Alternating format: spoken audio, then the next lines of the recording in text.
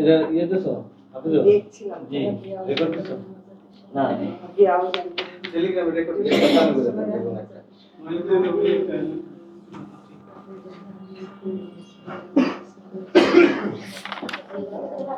এদিকে আমি তো দেখিনি আপা না আমাদের খালি আছে সিট খালি আছে সিট খালি আছে এগুলো তো আমি ইউটিউব থেকে আগেই দেখেছি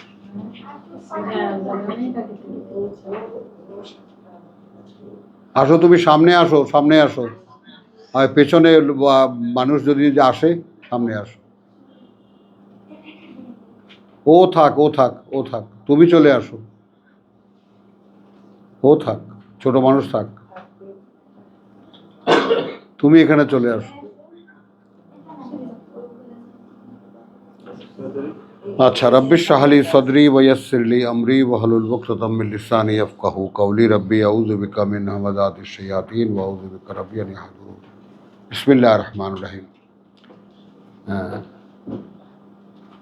আমরা সূরা মুলক, সূরা হাক্কা, সূরা মুলক, সূরা কালাম, সূরা হাক্কা আমরা বলেছি যে এখন এই যে আমরা চলেছি, কথাটা বুঝছো, এই যে 28 পারা, 28 পারা, 29 পারা, 30 পারা, এই যে 3টা পারা আমরা বলেছি যে আমরা কোরআনের শেষ থেকে শুরুর দিকে চলেছি। দৃশ্যত শুরু থেকে শেষের দিকে চলেছি, মূলত শেষ থেকে শুরুর দিকে চলেছি। তুমি বুঝতে পারছো? মানে দৃশ্যত এই বইয়ের প্রথম তো সূরা ফাতিহা। সুন্দর দেখা যায় না, দেখেছেন গুদামটা লাগাই সুন্দর দেখার লাগবো। ও ভিডিওর মধ্যে খারাপ গরম লাগবে তো, সব লাগায় দাও, গলা বন্ধ করে দাও।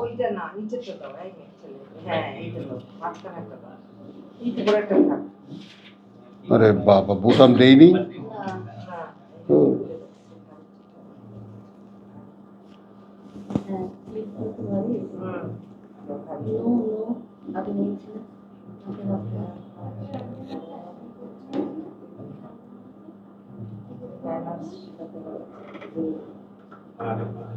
আচ্ছা, আলহামদুলিল্লাহ। তো আমরা কি বলেছি? আমরা বলেছি যে শেষ থেকে শুরুর দিকে, বলো। হ্যাঁ, এটা হলো কোরআনের বিন্যাস পরম্পরা। কোরআনের বিন্যাস পরম্পরা, যেইভাবে আল্লাহ কোরআনকে কিতাব আকারে সাজিয়েছেন, সেই বিন্যস্ত যেভাবে করেছেন সেইটা। কিন্তু সেইখানে তিনি একদম শুরুর দিকের একটা জিনিস সূরা ফাতিহা নিয়ে রেখেছেন ওখানে প্রথমে, তারপর সূরা বাকারা, মানে শেষের দিকের যে সূরাগুলো সেগুলো যা অবতীর্ণ হয়েছিল সেগুলো দিয়ে তিনি মানে শুরু করেছেন। এটারও বিভিন্ন কথা আছে। তো এইটা মানে মারমাডীয় পিকথাল, যেটা আমেরিকান একজন মুসলমান, তিনি মানে একটা মোটামুটি একটা কথা বলেছেন, কথাটা বিশ্বজনীনভাবে লাগে, কথাটা খেটেছে কথাটা, যে কোরআন যেভাবে নাজিল পরম্পরা সেইভাবে তো অবতীর্ণ পরম্পরা সেইভাবে তো, হ্যাঁ আসেন এইখানে আসেন, হ্যাঁ সেইভাবে তো বিন্যাস হয়নি। উনি দেখিয়েছেন যে বিন্যাস যেভাবে হয়েছে তাতে করে প্রথমেই যারা এই কিতাবের মুখোমুখি হবে, এই কিতাবের মুখোমুখি যারা হবে, এই কিতাব যাদের পাঠ্য হবে, তারা কিছুটা ইসলাম ততদিনে জেনে গেছে, কোরআন সম্পর্কে এবং এই দিন সম্পর্কে অনেকটা জেনে গেছে। এই ব্যাপারটা সকলে বুঝে নাও। তাদের জন্য এটাকে পাঠ্য বই আকারে করা হয়েছে। বোঝা গেল না গেল না? আচ্ছা, এই জন্যই নাজিল পরম্পরায় যেখানে ইকরা বিসমি রাব্বিকাল্লাযী খালাক, সূরা নুন, তারপরে সূরা কালাম, সেই পরম্পরায় শুরু হয়নি। আমার একজন গুরুজনদের মধ্যে একজন, তিনি বলেছেন, আমি 17 বছর চেষ্টা করেছি নাজিল পরম্পরা খুঁজে পেতে। 17 ইয়ার্স লং তিনি রীতিমতো সাধনা করেছেন এই কোরআনের। একজন গবেষক, একদম সারা পৃথিবী বিখ্যাত। তো উনি বলেছেন যে আমি চেষ্টা করেছি নাজিল পরম্পরায় কোরআনকে আনা যায় কিনা। বুঝছেন না বুঝেন নাই? ইকরা বিস্মি রাব্বিকাল্লাযী শুরু, এটা যদি শুরু হয়ে থাকে, তারপর আপনার যদি সূরা নুন হয়ে থাকে, সূরা নুনের 9 আয়াত, তারপর যদি সূরা ফাতিহা হয়ে থাকে, এই যে বিষয়গুলো, এরপরে কি এটা উনি খুঁজেছেন যে নাজিল পরম্পরা অবতীর্ণ যেই পরম্পরা হয়েছে ওইটা খুঁজে একটা বিন্যাস করা যায় কিনা।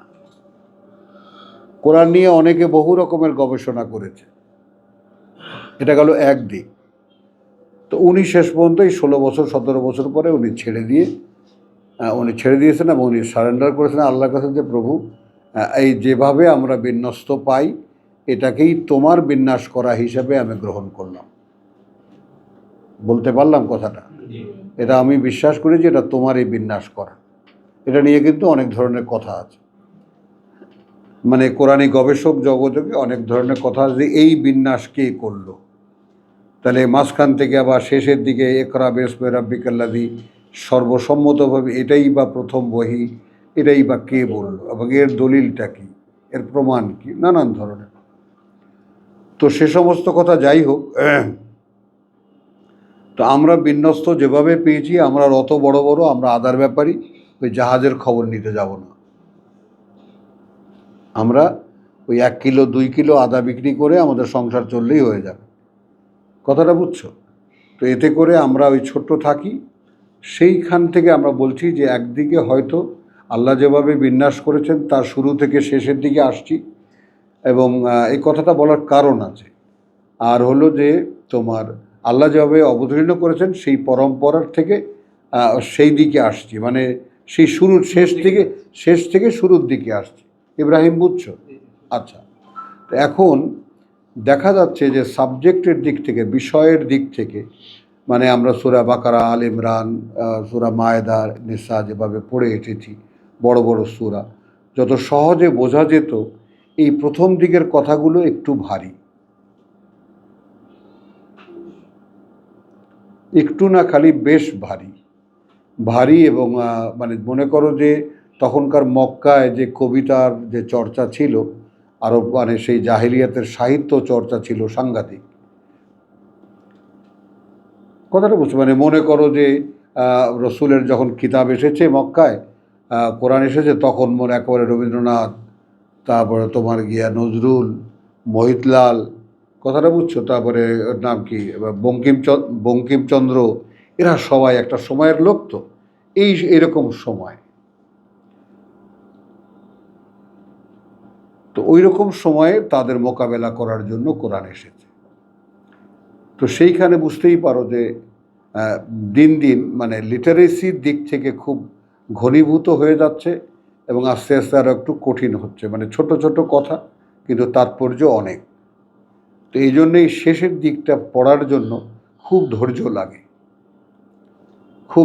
লাগে। আর আলহামদুলিল্লাহ আমাদের জন্য বড় একটা পুঁজি হলো যে আমরা এই সামনের কোরআনটা দেখে এসেছি, পেছনের কোরআনটা দেখতে এসেছি। কার কতটুকু মনে আছে না আছে সেটা পরের কথা, তবুও একটা আভাস আমাদের কাছে আছে। এখন আমরা ক্রমান্বয়ে যতই যাচ্ছি শেষের দিকে, ততই আমরা আসলে কি পাবো, আমরা একেবারে মানে একটু কঠিন থেকে কঠিনতর হবে, মূল কথাগুলো আমরা পাব। আর একটা কথা, এইটা হলো একান্ত আমার, এবং এইটা তোমাদের সাথে শেয়ার করছি, তোমরা যেন এইভাবে এই চোখে দেখো।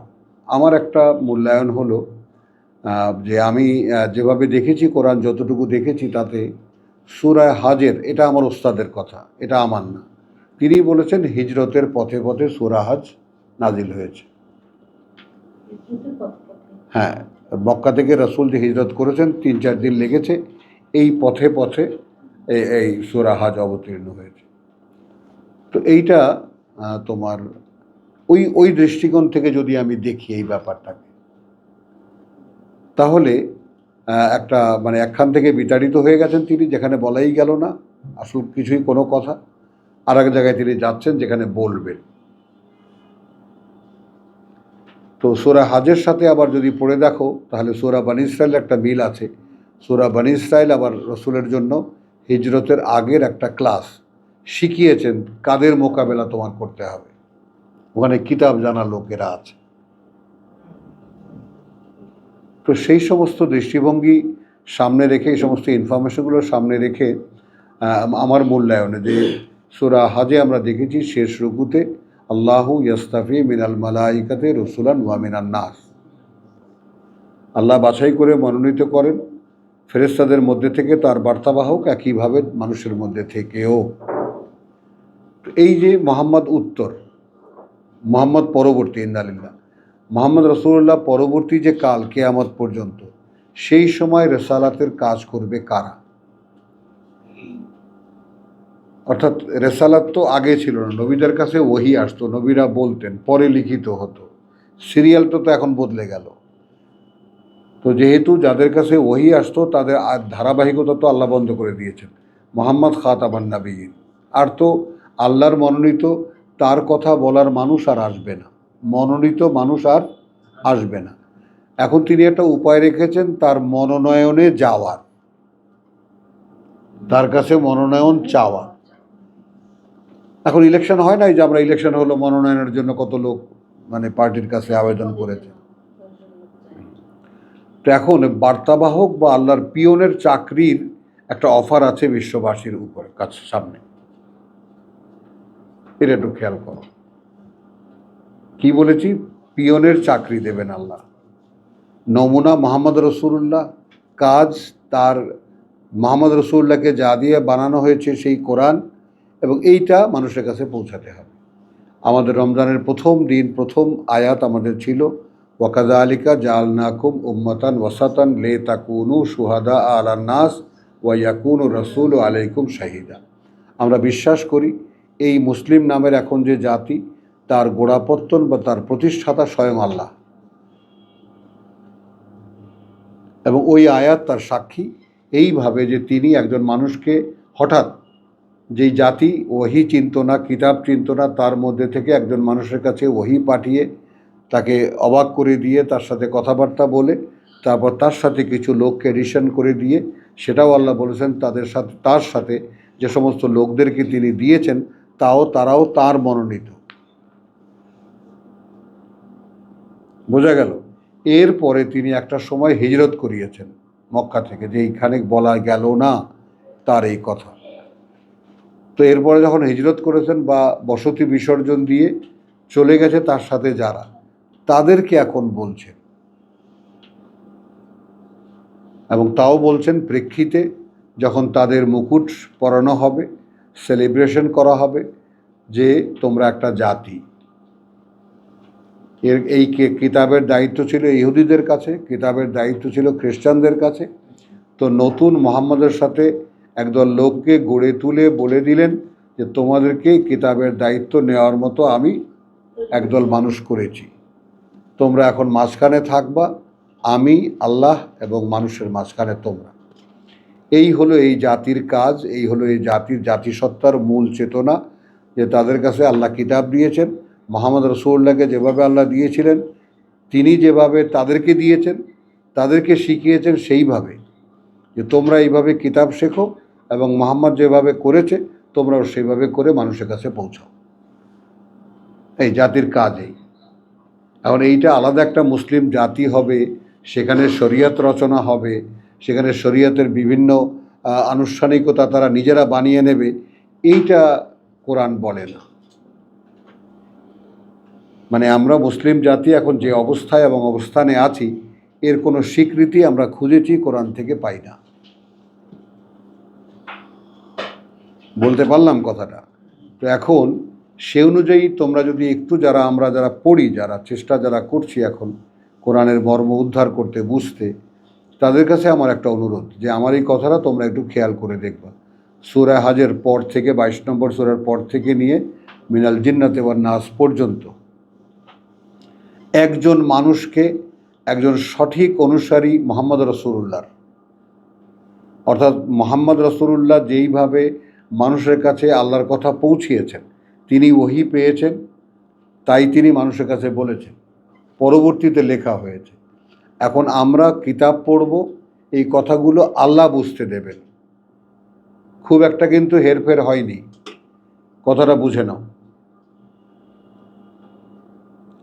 মানে এই কথার যে ওহী মানে তো এখন আমি একজনের কাছে বলছিলাম, আমার ভাইয়ের কাছে বলছিলাম বুঝ, উনি খুব রাগ হয়ে গেছেন। ওহী মানে কথা বুঝছো কি? ইন্সপায়ারেশন। কথা ইন্সপায়ারেশন কি এটা তো বললাম, এটা ওহী শব্দটির মানে হতে পারে, কিন্তু ওহী কি আসলে একটা কিছু বুঝিয়ে দেওয়া, তোমাকে ইশারা দিয়ে হোক, বলে হোক, একটা কথা বুঝিয়ে দেওয়া। হ্যাঁ, কথা বুঝছো? আনিয়ুকুদা, তুমি আমারটা পাইছো, আমার থেকে কিনা তোমার ওই রোগে ধরছে।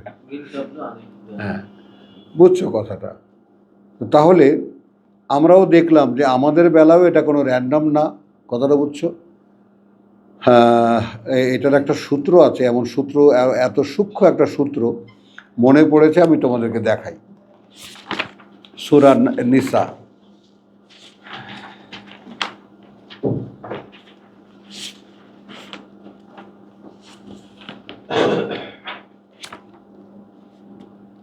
একেবারে তোমার উল্টালেই এসে গেছে। ইন্নাল্লাহা লা ইয়াগফিরু আন ইউশরাকা, 48।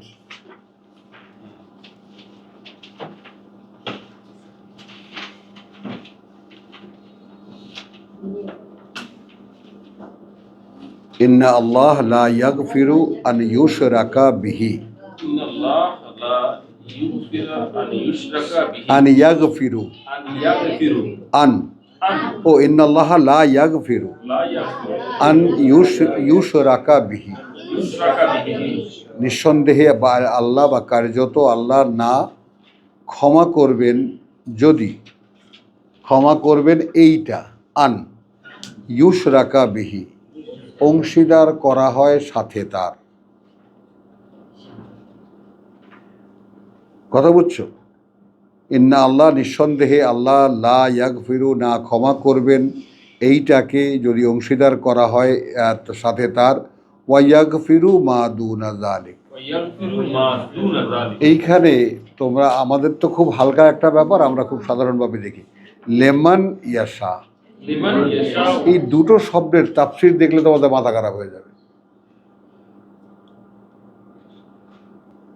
বুঝছো? ক্ষমা করার ব্যাপারটা র্যান্ডম না, মানে কেউ যদি অংশীদার না করে আল্লাহর সাথে, তাকে যে ক্ষমা করে দেবেন, যে বলছে ওয়াগফির, এবং ক্ষমা করে দেবেন মা দুনা যালিক, এর বাইরে যা আছে অংশীদার করলে আর ক্ষমা নাই। বুঝছো কথাটা? কিন্তু সেখানেও আবার একটা রিজার্ভেশন আছে, লেমান ইয়াশা, এই ক্ষমা তিনি তাকে করবেন যে চাইবে। তো যে চাইবে তার মানেটা কি, তাকে তো বুঝতে হবে কে চাইবে, যে আমি এখন অংশীদার করছি। যেমন মুসলিম জাতি বুঝে হোক না বুঝে হোক অংশীদার করছে, এটা তাকে কে বোঝাবে? এটা তাকে কে বোঝাবে? এখন আমরা ছোট, ওই যে বললাম যে আমাদের মতো তেলাপোকা সাইজের মানুষ, কিন্তু আমরা তো, আল্লাহ তো আমাদেরকে অনেক বড় বড় কথা দেখিয়েছেন। তো এখন সূরা ইউসুফে যে ব্যাপারটা, সূরা ইউসুফে যে ব্যাপারটা, সেটা হলো এই যে 106 যে কথাটা বলা হয়েছে, প্রথম কথা বলা হয়েছে 103-এ, ওয়ামা আকসারুন নাসে ওয়ালাউ হারাস্তা বেমুমিনিন, এবং 9, অধিকাংশ মানুষ যদিও তুমি লালায়িত, লালসা পোষণ করো তার। মানে এইটা কথাটা বোঝার জন্য আমি আমার ব্যক্তিকে আমি এখানে তোমাদের সামনে দাঁড় করাই। একজন নতুন মানুষ যখন আসে কোরআন শুনতে, আমার যে কি আনন্দ হয় সেটা আমি তোমাদের কাউকে বোঝাতে পারবো না। তোমাদের কেউ অনুপস্থিত থাকলে আমার যে কি কষ্ট হয় সেটাও আমি বোঝাতে পারবো না। তাহলে এখন এর থেকে অনুমান করি, মুহাম্মদ রাসূলুল্লাহ যার কাছে ওহী আসতো, তাই না, তার কি কষ্ট হতো একজন মানুষের বিশ্বাস করে নেওয়া এবং না নেওয়ার ব্যাপারে।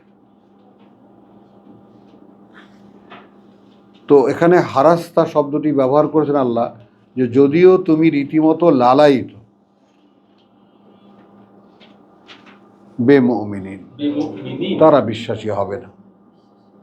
ওমা আকসারহুম, আচ্ছা, ওমা তাসআলুহুম আলাইহি মিন আজরিন, এবং না তুমি চেয়েছো তাদের কাছে কোনো বিনিময়। ইন হুয়া ইল্লা যিকরুল লিল আলামিন, এ তো নয় আর কিছুই, একখানা পাঠ্য সমস্ত জগৎবাসীর জন্য। ওয়াকাইয়্যিম মিন আয়াতিন ফিস সামাওয়াত, কত অসংখ্য সেই প্রমাণ চিহ্ন ওই আকাশ মণ্ডলীতে, ওয়াল আরদ, এবং এই পৃথিবীতে, ইয়ামুররুনা আলাইহা, চলাচল করে তারা উপর থেকে তার, ওয়াহুম আনহা মুরিদুন, কিন্তু তারা তা থেকে মুখ ফেরানো, অর্থাৎ ওই যে প্রমাণ চিহ্ন যেগুলো, যা দেখলে আল্লাহকে মনে হবে, সেগুলোর দিকে ফিরেও তাকায় না। বোঝা গেল? এর পরের যে কথাটা, ওয়ামা ইউমিনু আকসারুহুম বিল্লাহ, এবং তারা বিশ্বাস করে না, এবং না বিশ্বাস করে অধিকাংশই তাদের আল্লাহর প্রতি, ইল্লা, এই অবস্থা ছাড়া, ওয়াহুম মুশরিকুন, তখন তারা আল্লাহর সাথে অংশীদার করে। কি নেবা, এটার মানে কি নেবা?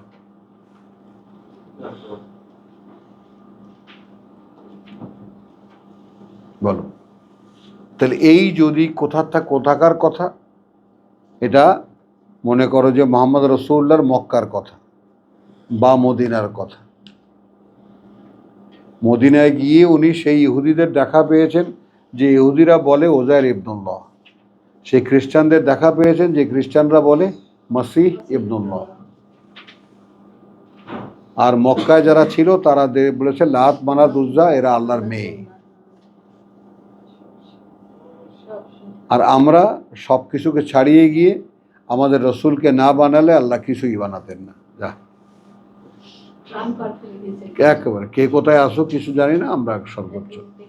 তো এখন এই বাস্তবতা কথাটা বুঝছো, যেমন আল্লাহ নিরঙ্কুশ একত্বের ব্যাপারটা আসলেই এক মানুষের জীবনে একটা সারা জীবন ধরে খুঁজলে হয়তোবা এটা একটু চাপ পড়তেছে, যায় না, কথা যায় না, মাইক পাস করে না। বুঝছো? আবার বেড়ে গেল। তো কথাটা বুঝছো জিনিসটা, যে একটা মানুষকে খুঁজে তোমাকে আল্লাহকে বিশ্বাস করতে হলে, হ্যাঁ এবার ঠিক আছে, আল্লাহকে বিশ্বাস করতে হলে, আল্লাহর প্রতি বিশ্বাসী হতে হলে তোমাকে ফেরেশতাদের মতো, কথা বুঝছো, যে নাহনু নুসাব্বিহু বিহামদিকা ওয়া নুকাদ্দিসু লাক, আমরা তোমার প্রত্যেকটি কাজ করে যাচ্ছি কৃতজ্ঞতার সাথে, এবং তোমার একত্বের, নিরঙ্কুশ একত্বের সাক্ষী আমরা। মানে তুমি যে একদম একা, এই কথাটা অ্যাবসলিউটলি একা তুমি, এই কথাটা আমরা ছাড়া কি ওরা মানুষেরা বুঝতে পারবে না। হয়তো এই কথাটা লাগিয়ে বলেননি, কিন্তু ওটাই প্রকাশ যে তুমি তাদেরকে খলিফা বানাচ্ছ। এরও বিভিন্ন কারণ আমরা বহুবার আলোচনা করেছি, যে ফেরেশতারা তো এক সত্তা, আমরা দ্বৈত সত্তার, বস্তুগত একটা অস্তিত্ব, আবার আমাদের অবস্তুগত একটা অস্তিত্ব, আহসানে তাকওয়িম। তো যাই হোক, এগুলো সব এখন রোজার আগে শেষ বেলায় এটা মাথায় ঢুকবে না, তাই না? এখান দিয়ে ঢুকবে, মাথার উপর দিয়ে যাবে। তারপরেও মোটা যতটুকু থাকে, যে অধিকাংশ মানুষ কিন্তু এইরকম, যে তারা আল্লাহকে বিশ্বাস করে কিন্তু সাথে একটু চিনি বা গুড় লাগিয়ে নেয়।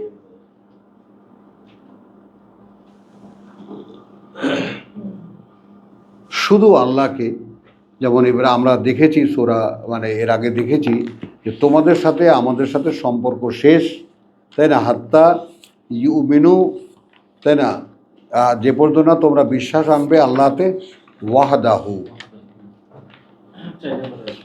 একত্রে তার। কথাটা বুঝছো?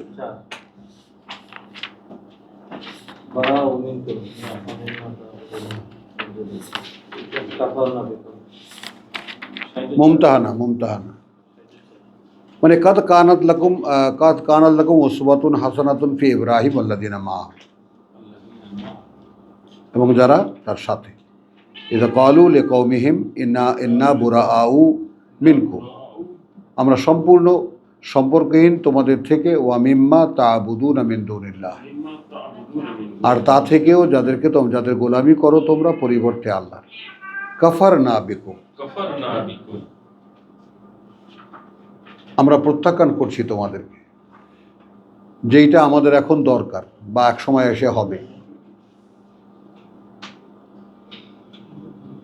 কারণ আমরা কি দেখেছি, আমরা আছি মহা সংকটের মধ্যে, যে আমরা দেখতে পাচ্ছি যে আমরা যে ধর্মে লালিত পালিত হয়েছি, বড় হয়েছি, যে ধর্মচিন্তা নিয়ে, বিশ্বাস নিয়ে, এবং আমাদের পরিবার পরিজন জাতি সমাজ সবাই যে সমস্তের মধ্যে আমরা বড় হয়েছি বা আমরা জেনেছি, বিশ্বাস করেছি, সে অনুযায়ী চলেছি, এখন কোরআন পড়তে এসে দেখি যে এর কোনোটাই কোরআনে নাই।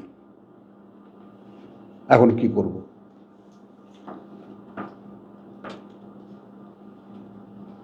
এখন আমাদেরকে তো হিজরত করতে হচ্ছে। এখন হিজরত বোঝো, এখন হিজরত বোঝো, এই হলো বসতি বিসর্জন। আমি চিন্তায় চেতনায় যেই বসতিতে ছিলাম, সেই বসতি এখন বিসর্জনে দিতে হচ্ছে। আমার নতুন বসতিতে এসে আমার বসতি করতে হচ্ছে। তো সেই বসতির গোড়াপত্তনকারী যিনি, যাকে দিয়ে স্বয়ং আল্লাহ গোড়াপত্তন করিয়েছেন, তিনি বলছেন, তার কথা বলে আল্লাহ বলছেন, দেখো তার মধ্যে এবং তার সঙ্গে যারা ছিল তাদের মধ্যে তোমাদের যারা আসবে, উসওয়াতুন হাসানাতুন, সর্বোত্তম, অনুসরণীয়, অনুকরণীয়। ইয ক্বালু লিকওমিহি, তাহলে এখন জাতিকে আমাদের বলার আছে, ইন্না বুরাআউ, আমরা কিন্তু ভাই সম্পূর্ণ সম্পর্কহীন, মিনকুম, তোমাদের থেকে, ওয়া মিম্মা তা'বুদুনা মিন দুনিল্লাহ, আর তা থেকেও গোলামি করো তোমরা পরিবর্তে আল্লাহ, যাদেরকে পরিবর্তে আল্লাহ, কাফারনা বিকুম, প্রত্যাখ্যান করছি আমরা তোমাদেরকে, ওয়া বাদা বাইনানা ওয়া বাইনাকুম, এবং শুরু হলো আমাদের মধ্যে আর তোমাদের মধ্যে আল আদাওয়াতা, খেয়াল করো, শত্রুতা, ওয়াল বাগদা, একেবারে ঘৃণা এবং বিদ্বেষ। তাহলে এক পরিত্যাগ করেছি, এতেও হচ্ছে না, ঘোষণা করতে হচ্ছে, পরিত্যাগ করেছি এতেও হচ্ছে না, জানাতে হচ্ছে যে আমরা তোমরা যা করো তা থেকে সম্পূর্ণ সম্পর্কহীন, আর কি, এবং অস্বীকার করছি আমরা তোমাদেরকে। শুধু তাই না, সূচনা হলো আমাদের মধ্যে আর তোমাদের মধ্যে একটা শত্রুতা এবং ঘৃণা ও বিদ্বেষ। এখন আমরা কি করব? আমরা এই চলমান জাতি যার মধ্যে আমরা আছি, এখান থেকে যদি বসতি বিসর্জন দিয়ে হিজরত আমরা করি কোরআনে, যে আমরা সঠিক আল্লাহর পথ সিরাতাল মুস্তাকিম আমরা আসব, তো আমরা তো ঘোষণা করতে পারছি না। এক নম্বর, দুই, শত্রুতাও ঘোষণা করতে পারছি না।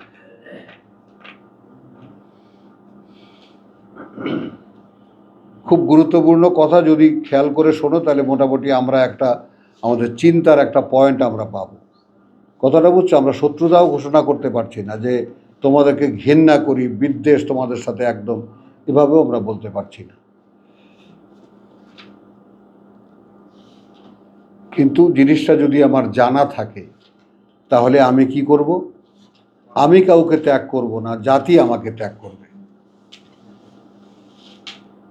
তাহলে আমি নিরাপদে চলে গেলাম। কারণ জাতি আমাকে মারতে উঠবে, খুন করতে উঠবে, ফাঁসি দিতে উঠবে, শুলে চড়াবে, ইট মারবে, পাথর মারবে, কথাটা বুঝছে, সব করবে। আর সেখানে আল্লাহ বলছেন ওখানে আমি আছি। ব্যাপারটা বোঝা গেল? ওখানে তো আমি আছি। তো ইব্রাহিম আলাইহিস সালাম কেন বলতে পেরেছিলেন সেটাও বুঝে নাও। তিনি বলতে পেরেছিলেন তার উপরে চরম প্রতিশোধ নেওয়া হয়েছিল, এবং তারপর যখন দেখা গেল যে অগ্নিকুণ্ড তাকে জ্বালাতে পারেনি, তখন যে একেবারে কর্তৃপক্ষ, রাষ্ট্রীয় কর্তৃপক্ষ তো লজ্জিত, মানুষের কাছে সাংঘাতিকভাবে। এই কারণে ইব্রাহিম এ কথা বলতে পারলেন।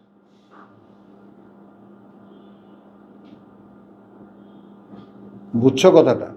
আর আমরা তো সেরকম না, আমাদের তো এমন একটা অবস্থা যে আমরা এই অবস্থায় আমরা আল্লাহকে বিশ্বাস করি যে আমরা মুশরিক। এ কথা আমরা কাউকে বোঝাতে পারবো না, কিন্তু আমরা যারা কোরআন পড়ি তারা তো দেখতে পাচ্ছি সরাসরি, শুধু বুঝতেই না, দেখতে পাচ্ছি যে কিভাবে আল্লাহর সাথে অংশীদার করি আমরা। আর কাউকে না, আমি আমার নিজেকে তো অংশীদার অবশ্যই করি। তো এই সমস্ত কথা তো এখন মুমতাহানা এবং এই জাতীয় সূরা, যেটা মুনাফিকুন পর্যন্ত একটা ধারাবাহিকতা গেল।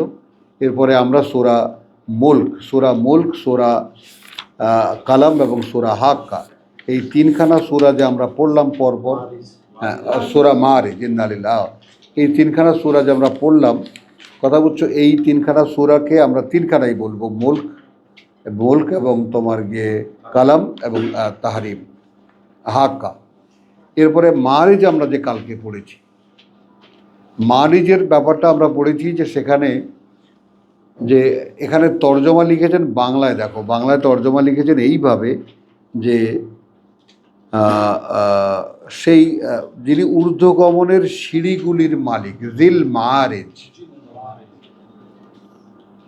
তাহলে ঊর্ধ্বগমনের একটা সিঁড়ি আছে যার অধিকারী আল্লাহ। আমরা এখানে সিঁড়ি ধরি বা ঊর্ধ্বগমনের স্তরে স্তরে বিন্যস্ত একটা ঊর্ধ্বগমনের একটা ব্যাপার স্যাপার আছে, তো সেইটাকে আমরা ধরি। তো জিল মারিজ এইটার অধিকারী আল্লাহ। কারণ কার জন্য তিনি এই মই পাতবেন সেটা তার ব্যাপার, কিন্তু দেখিয়ে দিয়েছেন যে ফেরেশতারা এবং রূহ তারা এই পথটা যায় যে পথের পরিধি 50,000 বছরের। এই কথাগুলো আমরা আমাদেরকে বুঝে নিতে হবে। এই যে শেষের দিকে যে কথাগুলো আমরা পড়েছি, আহারে উহুরে করলে তো হচ্ছে না, আমাদের মুক্তির জন্য এগুলো আমাদের বুঝে আসতে হবে যে এত দূরে ফাতাল আল্লাহুল মালিকুল হক, সূরা তহার যে আয়াত যেখান থেকে ওহী হবে, ফাতাল আল্লাহুল মালিকুল হক। তারপরে আমরা সূরা নাহলে দেখেছি না 15-তে, তোমার রফিউদ দারাজাত, জিল, কথা বুঝছো, জুল আরশ, আর এখানে জুল মারিজ, অধিকারী তিনি, সর্বোচ্চ অবস্থানে আছেন তিনি। সেখান থেকে কথা আসতে, সেখান থেকে আসতে, বুঝ আসতে একটা সময় লাগে। আবার সেই বুঝ অনুযায়ী আমরা যে কাজ করি, এই কাজের রিপোর্ট তার কাছে নিয়ে যায় ফেরেশতারা। এখন এখানে রূহ কেন? রূহ আমরা সূরা মুজাদেলায় দেখেছি 22 নম্বর আয়াতে, যে আমার কাছে যখন পৃথিবীর কেউ আর আপন বলে থাকছে না, তখন আল্লাহ আমার অন্তরে ঈমান লিখে দিচ্ছেন। তখন যে আমার আপন বলতে আর বাপ ভাই বউ টো কেউ নেই আমার, আমি তাদের প্রতি কোনো ভালোবাসা আছে সবাই, কিন্তু কোনো ভালোবাসা, মমতা, মায়া, মমতা, ভক্তি, শ্রদ্ধা কিছুই বোধ করি না। আমার অন্তরের অবস্থা যখন এই, তখন সেই অন্তরে ঈমান লিখে দেবেন আল্লাহ। নাসির, বুঝতেছ? সেই অন্তরে ঈমান লিখে দেবেন, এবং সেই অন্তরে যদি তিনি ঈমান লিখে দেন তাহলে একটা রূহ পাঠাবেন। আমরা রূহের ব্যাপারটা কালকে আলোচনা করেছি, আজকে আর গেলাম না। একটা রূহ পাঠাবেন, অর্থাৎ আমি এখন তখন সরাসরি কর্তৃপক্ষের সঙ্গে যুক্ত হয়ে গেলাম। তাহলে এখন রূহ পাঠাবেন, সেটা সূরা নাহলে বলেছে ফেরেশতাদেরকে দিয়ে রূহ পাঠান। ওখানে তো খালি রূহ পাঠাবার কথা বলেছেন, কিন্তু রূহ পাঠান তিনি ফেরেশতাদেরকে দিয়ে। তাহলে সেই ফেরেশতারা আর যে রূহ আমার জন্য এসেছিল, এরা আমার দৈনন্দিন কাজের রিপোর্ট নিয়ে চলে যায় এত দূরে, এত দূরের উপরে, যেটা আমি যদি যাই 50,000 বছর লাগবে। কিন্তু তারপরেও যেখানে আমরা আল্লাহর খেলাফতের সম্ভাব্য, যাকে বলে যে কি জানি বলে, খেলাফতের জন্য যাদেরকে তৈরি করা হয়েছে, আমরা তো তারা, আমরা ইন্নী জাইলুন ফিল আরদে খলিফা, তো এই ব্যাপারটা আমাদের মর্যাদা আমরা জানি না, আমাদের কেউ শেখানো হয়নি। কথাটা বুঝছো? যদি জানতাম যে স্বয়ং সৃষ্টিকর্তার প্রতিনিধিত্ব করার জন্য এই সৃষ্টি জগতে আমাদেরকে তৈরি করা হয়েছে, তাহলে আমাদের সেলফ যে অনারটা, আমাদের যে আত্মসম্মান বোধটা, সেটা ছোটবেলার থেকে অন্য মাত্রায় গড়ে উঠতে পারত, কিন্তু সেটা ওঠেনি।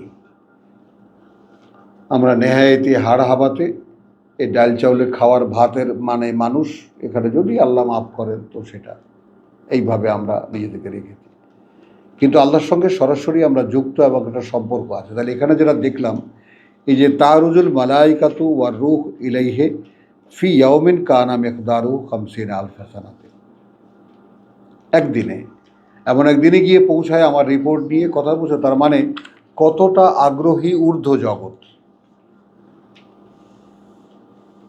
আমাদের একদিন, আল্লাহর একদিন, তোমাদের 1000 বছর, ওটা হলো একটা সীমা, তোমরা যেভাবে মিম্মা তাউদ্দুন, তোমরা যেভাবে গণনা করো। কিন্তু আমাদের রিপোর্ট, অর্থাৎ এই ব্যাপারটা একটু খেয়াল করো যে আল্লাহর সম্ভাব্য খলিফার, আল্লাহর বলো সম্ভাব্য খলিফারা, তারা যে এখানে খেলাফতের জন্য, খেলাফতের যোগ্যতা অর্জনের জন্য তার দেওয়া সিলেবাস অনুযায়ী পাঠ্যচর্চা করছে এবং মানে সেই অনুযায়ী কাজ করছে, সেই অনুযায়ী অনুশীলন করছে, এই রিপোর্ট নিয়ে যায় ফেরেশতারা এবং রূহ। এবং রিপোর্টটা শুরুই হয় বিশ্বাসের পরে। পৃথিবীর সমস্ত বান্ধব আমার যখন নিঃস্ব হয়ে যাই, আমি একা, তখন আল্লাহ সেই অন্তরে লিখে দেন আমার ঈমান, তারপরে দেন একটি রূহ। এখন এই রূহ এলো, এই রূহ তো ফেরেশতারা নিয়ে এসেছে, এখন ফেরেশতারা লেগে গেল আমার সঙ্গে। খেয়াল করবা তো, আমাকে দেওয়া সেই রূহ এবং ফেরেশতারা এরা প্রতিদিন যাতায়াত করে ঊর্ধ্ব জগতের সাথে। এখানে আমি শুধু ইয়ার থেকে যা দেখিয়েছিলাম সূরা জুমার থেকে, যে আল্লাহু ইয়াতাওয়াফা আল আনফুস হিনা মাউতিহা, ঘুমের কথাটা বলছিলাম, যে ঘুমালে তুমি কোথায় যাও কেউ কি জানি? আমরা ঘুমিয়ে কোথায় যাই? তো ওখানে যেহেতু নফস বলেছে, এই জন্য আমরা একটু ইয়া হয়ে যায়। এখানে বলছে রূহ, তার মানে আমার চেতনাকে নিয়ে যাওয়া হয়। ঘুমানো মানে কি? মানুষের চেতনাটা, শরীরটা পড়ে থাকে, চেতনাটা চলে যায়। তা এখন মরলে কি হয়? চেতনাও যায়, প্রাণটাও যায়। এইগুলো একটু জটিল হয়ে যাবে, মনে থাকবে না কিন্তু। আর আমরা এই যে আল্লাহ এখান থেকে নিয়ে যান, আমাদের রূহ যখন যায়, ফেরেশতারা যখন নিয়ে যায়, তখন কি হয়? চেতনা যায়, মানে আমাদের রিপোর্টটা চলে যায়, আমরা কি করেছি, কি অবস্থা। মানে রূহ গিয়ে আল্লাহর কাছে রিপোর্ট করেন যে আমি যার সাথে আমাকে দিয়েছো, আমি মোটামুটি সেট হওয়ার চেষ্টা করছি। ভয়ঙ্কর না ব্যাপারটা? একটু খেয়াল করে দেখো। নফস তো আমাদের সবার আছে, কিন্তু রূহ সবার তাই নাই। না, স্পেশাল নো, কথাটা বুঝছো তো? এখন রূহ, ওই যে বললাম, বিশ্বাসের পরে না রূহ দেওয়া হলো, এবং সে বিশ্বাসে কখন? বিশ্বাসের লিটমাস টেস্ট হলো যে এই জগতে বাবা মা অমুক তমুক ভাই বোন আত্মীয় স্বজন স্ত্রী পুত্র কাউকেই আপন মনে হয় না এখন আর। মনের অবস্থা যখন এই, অন্তরের অবস্থা যখন এই, তখন সেই অন্তরে সাইন করেন তিনি। এই ব্যাপারটা আমার মনে হয় যে আমার এই রুমের মধ্যে 1000 বার বলা হয়ে গেছে, যে বাস্তবতাটা একটু বোঝার চেষ্টা করো। তাহলে সারাদিন মুখে একটু ওই জান না যে আল্লাহ বলেছেন না যে হাসছো কাঁদছো না, তো সারাদিন কান্না ছাড়া আর কিছুই থাকবে না।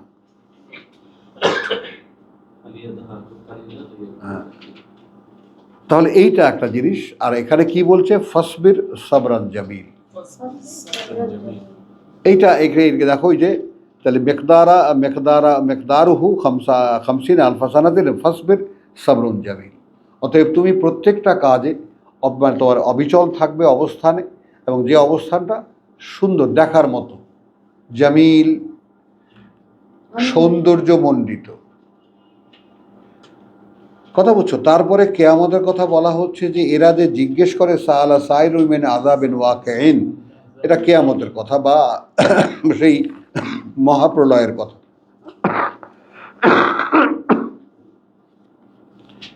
এখন এখানে ওই সাবজেক্ট ওইটাই, এখন এখানে বলছে যে ইন্নাহুম ইয়ারাউনাহু বাইদান, ওরা কিন্তু দেখে ওটাকে, অর্থাৎ কিয়ামতকে অনেক দূরে। আমরা কোথায় দেখি? কাছে দেখি না দূরে থেকে? ইব্রাহিম, আমরা কোথায় দেখি?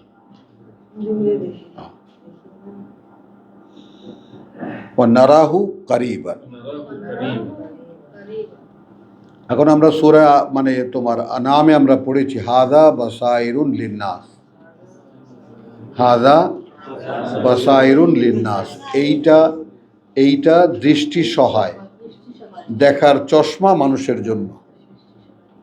শেষ ভাই ঘুমাইলে ওই যে মাস্টার সাহেব আগের থেকে দাঁড়ায় গেছে, স্মার্ট একদম, কোনো কথা আছে আর?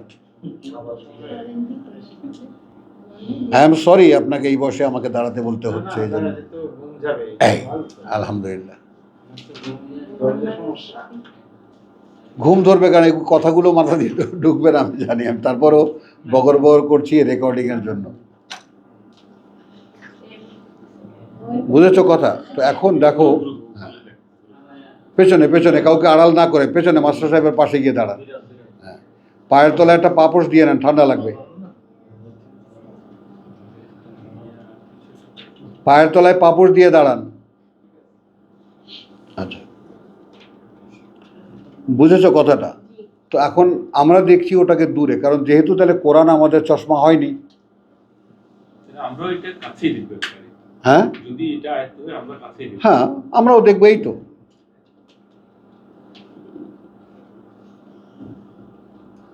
তো আল্লাহর এই যে মেকানিজম, সময়ের মধ্যে সময় ঢোকানো, সময়ের মধ্যে সময় ঢোকানো, তাহলে আমরা এমন একটা জায়গায় যাচ্ছি যেখানে গেলে এই জীবনটা মনে হচ্ছে কিছুক্ষণ, ইয়াওমান ওয়া বা'দা ইয়াওমিন। তো সেটা এখন সেই আসল জীবনে যখন আমরা প্রবেশ করব, যেখানে আমরা ছিলাম, সেখানে যখন আমরা যাব তখন আমরা এইটাকে মনে হবে কিছুক্ষণ।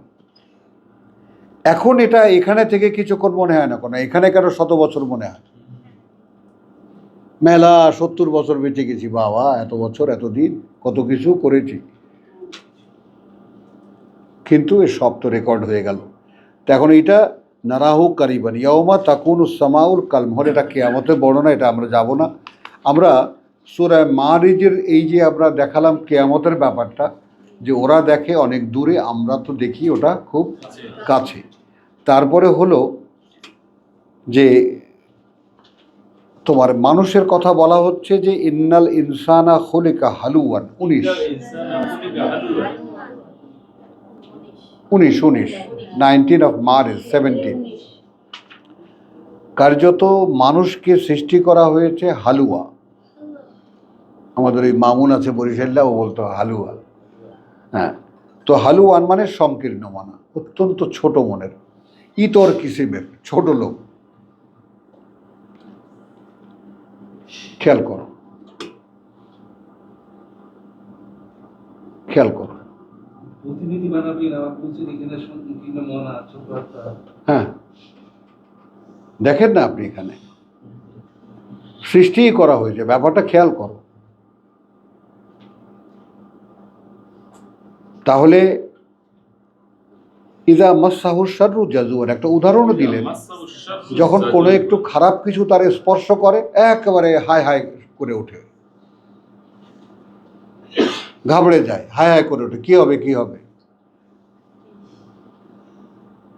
অথচ সূরা হাদিদ আমাদের কি বলছে? লেকাই, কথা বুঝছো, লা তা মা, যে লেকাই লা ইয়াকুনু মা তাসাউ ইন্না লিল্লাহ, মুখে জড়িয়ে গেল, এমন না হয় যে তোমরা যেন যা হারাও তা নিয়ে আফসোস করো, আর না এমন কিছু পাও তা নিয়ে খুব উৎফুল্ল হও।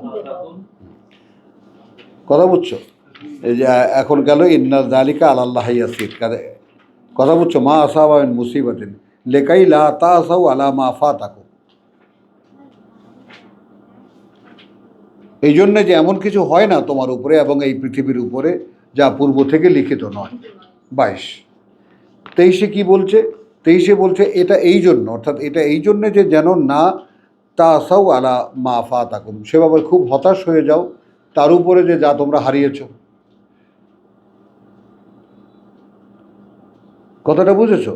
আর ওয়ালা তাফরাহু বিমা আতা, আর না আমি তোমাদেরকে যখন যা দেই তা পেয়ে খুব উৎফুল্ল হও তোমরা, কারণ আল্লাহু লা ইউহিব্বু কুল্লা মুখতালিন ফখুর। কথা বুঝছো? এই যে অহংকারী এবং ফখুর, যারা অহংকার দেখায় বা গর্ব দেখায়, এদেরকে আল্লাহ পছন্দ করেন না। এবং এই হঠাৎ করে দেখো, এই মুখতালিন ফখুর মানে আমাদের বা দেশে সুন্দর সুন্দর কথা আছে, কিন্তু বাংলায় কি কি আছে না, হঠাৎ করে যার টাকা পয়সা হয় তাকে কি বলে? হ্যাঁ, বুঝি নাই। আঙুল ফুলে কলা গাছ, আঙুল ফুলে কলা গাছ, আঙুল ফুলে তাল গাছ, এরকম আরও কত কিছু। তাদের বিহেভিয়ারটা চেঞ্জ হয়ে যায়, ওকেই বলে মুখতালান ফখুর। বুঝছো? তো এইরকম এই জীবনে দেওয়া পাওয়া, এই তোমার কাছ থেকে নিয়ে নেবো, তোমাকে দেবো, এর মধ্যেই তো তোমার জীবন চলবে, এই পরীক্ষা চলতে থাকবে। তো এইটা এখন এখানে যদি সৃষ্টিগত দুর্বলতা বলা হয়, এটাকে কি বলবা তোমরা?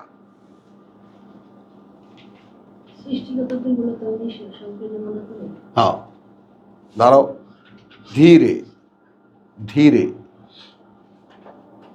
তাহলে উদাহরণটাও দিলেন, ইদা মাসাহুল শাররু জাজুয়ান ওয়া ইদা মাসাহুল খায়রু মানওয়ান। আর যখন আমি পাইয়ে দেই কোনো ভালো কিছু, অর্থাৎ সৌদি আরব থেকে চলে আসে, $1000 নিয়ে আসে, লটারি পেয়ে যায়, আরে ভাই নাই ভাই, আসি ভাই কোনো রকম, তখন সব হয়ে যায় দরবেশ বাবা, কোনো রকম 4টা ডাল ভাত খেয়ে আছে। ইল্লাল মুসাল্লিন,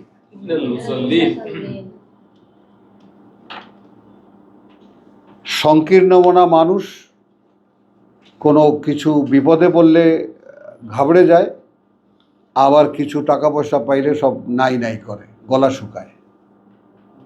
এই দুটো বিপরীত অবস্থাটা বুঝতে পেরেছ?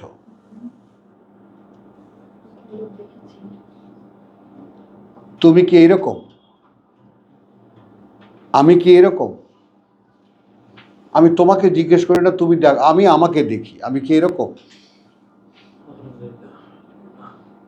যে কিছু পেলে খুব একেবারে সিনা টান করে হাঁটি, আর বিপদে পড়লে একেবারে হায় হায় করি, আল্লাহ কি হবে। দাঁড়াও বলছি, এইটা মানুষের প্রকৃতি। ইল্লা আল মুসাল্লিন, ব্যতিক্রম হয় তারা যারা ওহীর অনুশীলন করে। না, দাঁড়াও, করে, যদি করে।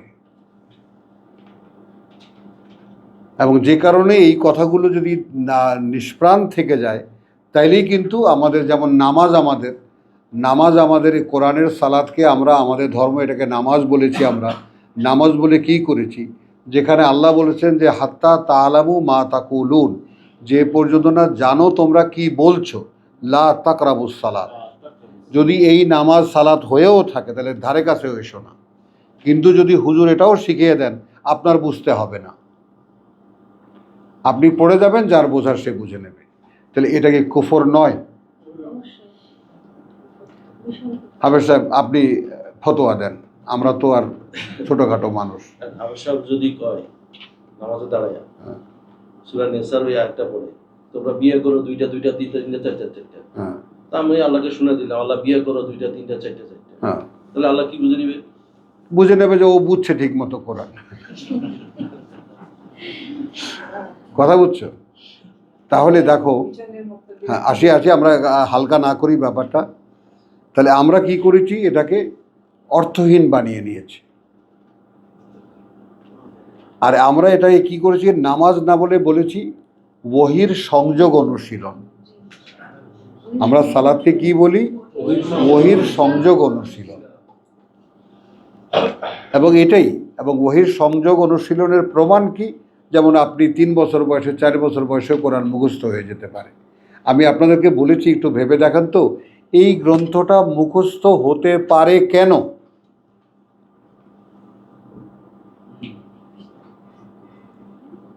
মুখস্থ হতে মানুষের মানব অস্তিত্বের সাথে এর সম্পর্কটা কি? তুমি কট্টর একটা একদম নমশূদ্রের এক বাচ্চা নিয়ে আইসা তুমি পাইলা তাকে তুমি 3 বছর বয়সে কোরআন দাও, এবং দেখবা 1 বছরের মধ্যে তার কোরআন মুখস্থ হয়ে গেছে। হয় কি করে? ভাষা বিজ্ঞান বলছে 1 বছর লাগে যে কোনো ভাষার ইন্টারপ্রেট করতে, অর্থাৎ ভাষার শব্দগুলো বুঝতে। তাহলে আমি তো 7 বছর বয়সে কোরআনের পণ্ডিত থাকতাম যদি আমাকে শেখানো হতো। পণ্ডিত এই অর্থে যে আমি প্রত্যেকটা কথার মানে জানি, বুঝি না। সেই না বোঝার কথা আমি কিভাবে বলেছি যে আমি একটা বাচ্চা, একটা শিশু, সে মাকে মা ডাকে, বাবাকে বাবা ডাকে, কিন্তু বাবা মায়ের মধ্যে কি সম্পর্ক সেটা জানে না। জানে কি কারণে সে তার বাবা আর কি কারণে সে তার মা, এটা বুঝতে বহু সময় লাগে। তো কোরআনের প্রত্যেকটা শব্দ যা অর্থ জানা মানেই অর্থ বোঝা নয়। সারা জীবন লাগবে এই কোরআন বুঝতে। এইভাবে আল্লাহ সিলেবাস করেছিলেন মানুষের জন্য, মানবীয় সিলেবাস এবং শিক্ষা কারিকুলাম।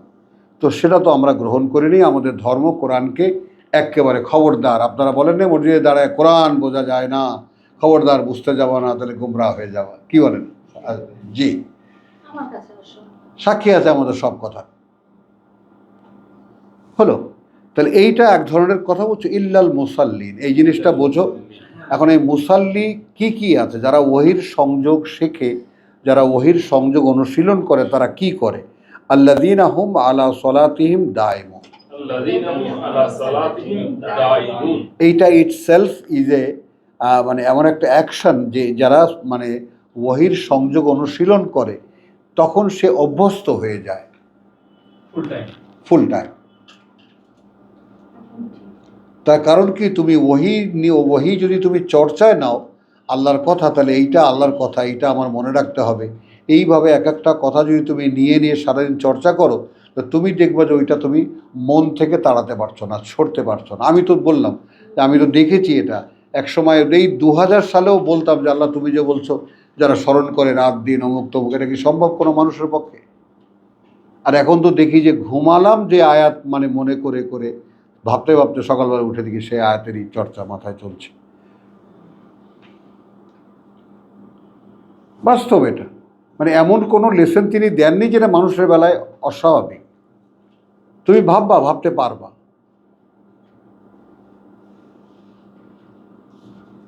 কথাটা বোঝো, ভাবতে পারবা। তো তাহলে এটা যারা ওহির অনুশীলন করে, ওহি সংযোগের, আল্লাযীনা হুম আলা সলাতিহিম দায়িমুন, তারা সর্বক্ষণ থাকতে পারে। আমি দেখো এরা তারাই যারা সর্বক্ষণ তার উপরে থাকে, দায়েম। এটাকে হুজুর 5 ওয়াক্ত নামাজে নেবেন কিভাবে? তর্জমা আছে এই যে তারা নিজেদের নামাজ রীতিমতো আদায় করে। এটা কি হলো? দায়েম শব্দটির হক আদায় হলো? তাহলে তা আপনারা তো এই কোরআন আপনাদের মতলবই তর্জমা করেছেন। যেখানে কোরআন বলছে তারা তার উপরে সার্বক্ষণিক উপস্থিত, দায়েম। দায়েম মানে কি? সার্বক্ষণিক উপস্থিত, প্রেজেন্ট। আপনি বলছেন রীতিমতো নামাজ আদায় করে, এটা কি হবে? যাই হোক, এখন কি কি লাগলো তাহলে? আল্লাযীনা হুম আলা সলাতিহিম দায়িমুন ওয়াল্লাযীনা ফি আমওয়ালিহিম হাক্কুন মালুম, এবং তারা যারা তাদের সহায় সম্পদে অধিকার জানে, অধিকার আছে জানে, লিসসাইলি ওয়াল মাহরুম। আপনি এই একটা ক্লজ, একটা দফা নিয়ে আপনি যান না মানুষে মানুষে। নামাজি এখানে যদি একেবারে কালো আলকাতরা মাখানোও হয়ে থাকে, তার কাছে গিয়ে আপনি জিজ্ঞেস করেন যে ভাই আপনার টাকা পয়সায় অধিকার আছে এই গরিব মিসকিন এবং বঞ্চিতদের, এই কথাটা কি আপনি জানেন? কি উত্তর পাওয়া যাবে? হ্যাঁ, পাগল। তো বলবে যে আপনার মাথার স্ক্রু বোধহয় পড়ে গেছে, আপনি যান কোথাও দিয়ে লাগায় নেন। খেয়াল করো মানে কতটা বিপরীতে আমরা আছি, কতটা। তো এখন ওয়াল্লাযীনা ফি আমওয়ালিহিম হাক্কুন মালুম লিসসাইলি ওয়াল মাহরুম ওয়াল্লাযীনা ইউসাদ্দিকুনা বিয়াউমিদ্দিন। আমরা সারা জীবন নামাজ পড়েছি, সারা জীবন নামাজ পড়েছি, আলহামদুলিল্লাহ সুম্মা আলহামদুলিল্লাহ। মাঝে মাঝে হয়তো গেছে, সেটা তো যৌবনের বেলায় অনেক শয়তানি করেছি, কিন্তু আল্লাহ ওয়াল্লাযীনা ইউসাদ্দিকুনা বিয়াউমিদ্দিন, এখন এই ইউসাদ্দাকা ইউসাদ্দিকু, এবং তারা এরা কারা? যারা জানে যে যারা চাইতে আসে এবং যাদের নেই তাদের অধিকার আছে আমার টাকা পয়সায়, এটা তারা সম্যক অবগত। তারা কি করে? আসলে সত্যায়িত করে সেই সত্যকে, যেইটা বেয়ৌমের দিন, যেই দিনটাকে তারা, সেই দিনটাকে যারা দেনা আদায় করতে হবে। বেয়ৌমের দিন, তারা সত্যকে তারা সত্যায়িত করে, সত্য বলে জ্ঞান করে এবং প্রত্যেকটি কাজে সত্যায়িত করে সেই দিনটাকে, যে দিনটা দেনা আদায়ের। তার মানে আমি জানি কেন? আমি না জানলেও এখন জেনে নিয়েছি কেন? যে আমাকে এই ব্যাপারে জিজ্ঞেস করা হবে যে তোমার পাশে প্রতিবেশী ছিল, তোমার দুয়ারে আমি এসেছিলাম, তুমি কি তোমার সম্পদে আমার অধিকার স্বীকার করেছিলে?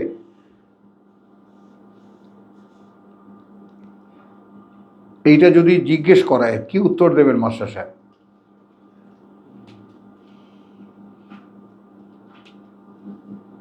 নাসির বলো, কি উত্তর দেবা?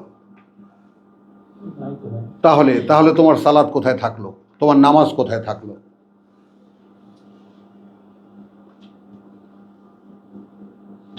তুমি যদি বলো যে তবে যারা নামাজ পড়ে রেগুলার, ঠিক আছে, এখন যারা নামাজ পড়ে তাদের জানতে হয় এই যে তারা সেই সালাতে যা নামাজে যা পড়ে তার উপরে তারা দাঁড়ানো। তার উপরে দাঁড়ানো কীভাবে? আলহামদুলিল্লাহ রাব্বিল আলামিন, তারা কৃতজ্ঞ জগতের প্রতিপালকের, আর রহমান আর রাহিম, তিনি দয়ালু পরম করুণাময়, তাই না? মালিক ইয়াউমিদ্দিন, এসে গেল কিয়ামত, তিনি যেদিন দেনা আদায় সেদিনের মালিক, তার কাছে আমি চাইতেছি ইয়াকা নাবুদু ওয়া ইয়াকা নাস্তাইন, ইহদিনাস সিরাতাল মুস্তাকিম, আমাকে পথ দেখাও, সেই পথে চালাও যেই পথ নিশ্চিত স্থির, তাদের পথ আনআমতা আলাইহিম, তুমি ওহীর সংযোগ দিয়েছো যাদের উপরে, গায়ের না আল মাগদুব, সেই অভিশপ্তটা চড়াও হয়েছে তাদের উপরে, ওয়ালা আদ-দাল্লিন, আর না তারা বিভ্রান্ত হয়েছে। হ্যাঁ, ও না, যাই হোক, হুজুরের সাথে তো সুন্দর কথা বলছে, হুজুরের সাথে দাঁড়ালে তো তাও লাগে না, ওইভাবে বলবো। হ্যাঁ, তাহলে এখন এই সব কি আমার মাথায় থাকে? থাকে না। আবার হুজুরের কাছে জিজ্ঞেস করলে হুজুর বলে, ধর্মে আপনার কি শিখছেন? আলহামদুলিল্লাহ পারে না, ওইটা আপনি পড়ে নেবেন, যার বোঝার সে বুঝে নেবে, আপনার বোঝার ঠেকা নেই। এটা কি কুফর না? আলহামদুলিল্লাহ না না, বলছি যে আমি অনেক কষ্টে আমি শিখেছি, শিখে আমি বলছি হুজুরের কাছে, হুজুর নামাজ পড়ি আমার আলহামদুলিল্লাহ হয় কিনা শুনবেন? আরে আচ্ছা শুনছি, হয় হয় হয়। হ্যাঁ হুজুর, এই তো মানে টানে কিছু বুঝে। আরে ভাইয়া, মানে বোঝা লাগবে না, আপনার কাজ আপনি পড়ে যাবেন। তারপরে কুল ফু আল্লাহ আহাদ, কুল ফু আল্লাহ আহাদ আল্লাহ সামাদ, এই যে, তো এগুলো আপনি পড়বেন, ও যার বোঝার সে বুঝে নেবে। তা যেই কথাগুলো দিলেন আমাদেরকে বুঝতে, এবং সেই বুঝে সেই কথাগুলো আমাকে নিবেদন করতে এসো না যে পর্যন্ত না যখন বুঝবে তুমি কি বলছো। আর আমাদের নামাজ তো শেখানোই হয়, আমাদের নামাজ শেখানোই হয়, তোমার বুঝতে হবে না। তুমি যে মন্ত্র কয়টা শিখছো শুধু ওইটা পড়ে যাওয়া, আর তোমার মেইন নামাজ হলো দাঁড়ানো, হাত বান্ধা, রুকুতে যাওয়া, ওঠা, বসা, আবার ওঠা, আবার বসা, সালাম ফেরানো। ওটা তো না, তার মানে আসনগুলোই হলো আমাদের নামাজ। কি বলছি কি পড়ছি ওর মধ্যে ওটার সাথে কোনো সম্পর্ক না আমার নাই, না আল্লাহর আছে কারণে। তাহলে ওয়াল্লাযীনা ইউসাদ্দিকুনা বিয়াউমিদ্দিন ওয়াল্লাযীনা হুম আন আযাবি রাব্বিহিম মুশফিকুন। এখন এখানে আসো, এবং এরা তারা যারা শাস্তির ব্যাপারে প্রতিপালকের তারা ভয়ে মানে আতঙ্কিত। তুমি এরকম কোনো ভয়টায় পাও নাকি? বলো, পায় না। হুজুর আপনি পান এরকম কোনো ভয়? না। নাসির বোধহয় ভয় পাও। ভয় পাই, ওই যে এখন মনে উঠে যে আসলে হয়েছে তো পরের কথা, যে আযাব কেমনে এইটা মাথায় মানে মাঝে মাঝে চিন্তায় আসে আর কি। আমিন। তো অনেক দূর আগে গেছে, দেখছো নাসির কোথায় চলে গেছে, সে আযাব ভয় পায়। আপনি কি চোখের আড়ালে গেলেন? হ্যাঁ, না, চোখের আড়ালে গেলে তো ঘুমাবেন। তাহলে ইন্না আযাবা রাব্বিহিম গায়রু মামুন ওয়াল্লাযীনা হুম লিফুরুজিহিম হাফিজুন, এবং তারা তাদের চরিত্রের ব্যাপারে এক রক্ষণশীল, ইল্লা আলা আজওয়াজিহিম, স্ত্রীদের সাথে, আও মা মালাকাত আইমানুহুম ফাহুম গায়রু ফামান ইবতাগা ওয়ারা যালিকা ফাউলাইকা হুমুল আদুন ওয়াল্লাযীনা হুম লিআমানাতিহিম ওয়া আহদিহিম রাউন। এবং এরা তারা যারা তাদের কাছে যে সমস্ত আমানত রক্ষিত আমানত। এখন এই আমানতের যে ব্যাপারটা, আমানাত, এখন আমার কাছে তো কেউ ঘটি বাটি বন্ধক রাখেনি, রেখেছে? তোমার কাছে রেখেছে? রাখেনি। তাহলে আমার কাছে আমানতটা কি? কোরআন সাক্ষ্য দেয় আমানত হলো তোমাকে মানুষ একজন বিশ্বাসী মানুষ হিসেবে জানে, অর্থাৎ তুমি আল্লাহকে বিশ্বাস করো, এইটা তোমার কাছে রক্ষিত আল্লাহর একটা আমানত। মায়েদা বল।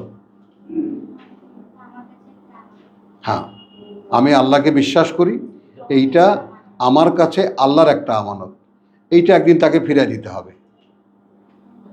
আমানত কাকে বলে? কাকে বলে? এই বোকামে, একজনের তোর কাছে রেখেছে, তুই এটা ফেরত দিবি না, নাকি খেয়ে ফেলবি? হ্যাঁ, এটা তো আল্লাহকে ফেরত দিতে হবে। তুমি স্বেচ্ছায় নিয়েছো এবং আল্লাহ পারমিশন দিয়ে দেননি, অনুমতি দেননি। এখন এইটার ব্যাপারে দেখো, এইটা যে আমাকে আমি আল্লাহকে দেখিয়েছি, কেউ নেই আমার আপনজন, তাই না? আমি এই পরীক্ষায় পাশ করেছি, আল্লাহ আমার অন্তরে ঈমান লিখে দিয়েছেন, আমাকে তিনি সহায়ক শক্তি হিসাবে রূহও দিয়েছেন। এখন তারপরেও আমার কিছু করার থাকে কি? তারপরেও আছে। কারণ এরকম আল্লাহ দিয়ে দেখিয়েছেন, আমাদেরকে বলেওছেন যে দিয়েছি, আমি বাছাই করে এনেছি, তারপরও বিশ্বাসঘাতকতা করেছি। ভাবা যায় স্বয়ং আল্লাহ বাছাই করার পরেও সেই মানুষ সেই বিশ্বাস ভাঙে। সূরা আমরা দেখেছি, তাই না? সূরা ফাতাহায় আমরা দেখেছি যে এইটা আল্লাহর হাতে, যারা তোমার হাতে হাত রেখে অঙ্গীকার করেছে, মরণপণ শপথ করেছে, তাদের হাতের উপরে আমার হাত। তো কেউ যদি একবার ভাবে যে আমি রসুলের হাতের উপরে হাত রেখে রসুলের সাথে অঙ্গীকার করেছি, আমার হাতের উপরে আল্লাহর হাত ছিল, তো এই জীবনে আর লাগে কি তার? কিন্তু তারপরেও ফামান না কাসা, এরপরেও যে ভাঙবে, ফামিন হুম জালিমুল লিনাফসিহি, হ্যাঁ, ওয়ামিন হুম কি বলো, মুক্তাসিদুন, ওয়ামিন হুম বলো, মনে নাই কেন? সাবিকুন বিল খায়রাত, একেবারে অগ্রগামী। আল্লাহর বাছাই করা মানুষ, তার মধ্যে কেউ বিশ্বাসঘাতক, নিজের সর্বনাশকারী, কেউ আবার মাঝখানে থেকেছে, এটাও মানে ওটাও মানে, যেমন এখন আমরা, আর কেউ আছে অগ্রগামী একেবারে, সাবিকুন বিল খায়রাত। এখন এই যে এখন আমরা কি বললাম যে আল্লাহ আমাকে দিলেন, আমি পরীক্ষায় পাস, তারপরে আমার অন্তরে আল্লাহ লিখে দিলেন, আমার অন্তরে আল্লাহ লিখে দিলেন, তারপরে আমি এখন সেটাকেও আমার এখন রাখতে হবে। কারণ কি? এর সাথে আহাদ আছে, অঙ্গীকার আছে। যদি বিশ্বাস করবে এই কথাটা, আমানাত এবং আহাদ, আহাদ তো আমরা 177 দেখেছি সূরা বাকারায়, যে কারোর সাথে তোমার সাথে আমি কথা দিয়েছি, সে কথাটা আমাকে রাখতে বলেছেন আল্লাহ। এখন আমরা তো 172 দেখেছি সূরা আরাফে, যে আল্লাহর সাথেও তো কথা দিয়ে এসেছিলাম। এমন হবে না তো যে আবার যেদিন কিয়ামতে আসবে আমার সামনে বলবে জানতামই না।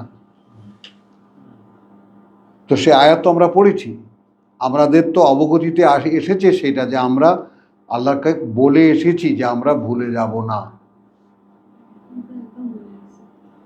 তো সেই যে আমানত এখানে দুনিয়াতে এসে, এটা সেটা 27 সূরা বাকারা, আমার সাথে সাথে পড়ো, আল্লাযীনা ইয়ানকুদুনা আহাদাল্লাহ, সেই সব লোক যারা ছিন্ন করে, ভঙ্গ করে অঙ্গীকার আল্লাহ। ঠিক আছে, আদা কথা ওয়া ইয়াকতাউন এবং ছিন্ন করে, কথা মিন বাদি পরে তার, মিসাকিহি পুনরায় আবার নবায়ন করার পরে। তার মানে আমি সেই যে অঙ্গীকার করেছিলাম আহাদ 172 দুনিয়াতে আসার আগে, দুনিয়াতে আসার পরে আমি সামহাও মুসলিমের ঘরে জন্মগ্রহণ করেছি,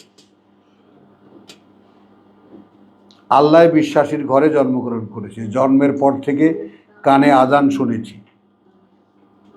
কোনো না কোনোভাবে আল্লাহু আকবার ডাক শুনেছি, মসজিদে এখানে সেখানে বাবাকে নামাজ পড়তে দেখেছি বা দাদাকে দেখেছি বা সামহাও আমি কোনো না, এইটা কিন্তু মিসাক।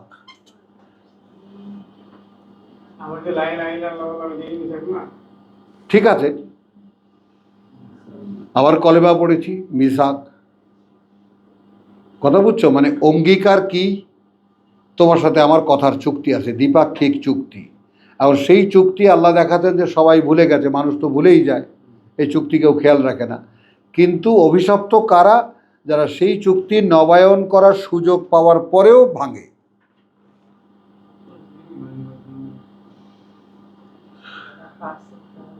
আমরা তো সেটা নবায়ন করার সুযোগ পাইনি, মুসলিম পরিবারে জন্মাইনি, কোরআন পড়তে শেখান নেই বাবা মা, এবং সেগুলোকে আল্লাহর কথা বলেননি, বলেছেন তো সব। এগুলো হলো নবায়ন করা। ওয়াক্তাউনা মা আমার আল্লাহ, তখন কি করে? সম্পর্ক ছিন্ন করে যা আদেশ করেছেন আল্লাহ। কথা বুঝছো? আন ইউসালা, যে এই সাথে যেন মিলিয়ে দেখা হয় যা করছো। বা ইউফসিদুনা ফিল আরদ, তখন কি করে? বিপর্যয়, বিশ্বাসে বিপর্যয় সৃষ্টি করে এই পৃথিবীতে।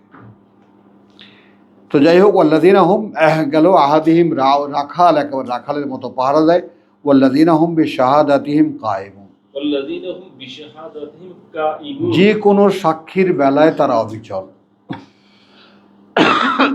সামাজিক কোনো কাজে সাক্ষী দিতে ডেকেছে, কোনো একটা মামলার সাক্ষী আপনি হয়েছেন, কোনো একটা বিষয়ের সাক্ষী আপনি হয়েছেন। আর এখানে সমুদায় বিষয়টা হলো যেহেতু সালাত ওহির অনুশীলন, সেখানে আহাদও সেই কোরআনের আহাদ, শাহাদাতও সেই কোরআনের শাহাদাত।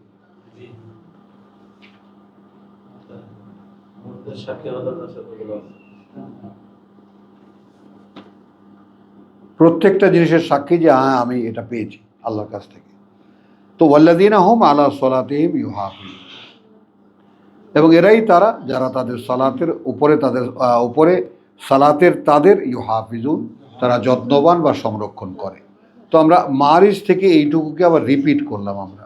তো আলহামদুলিল্লাহ আমরা ঢুকে যাচ্ছি সরাসরি সূরা নূহে, মানে একটুখানি কানেকশন করলাম আমরা আমাদের অতীতের সঙ্গে।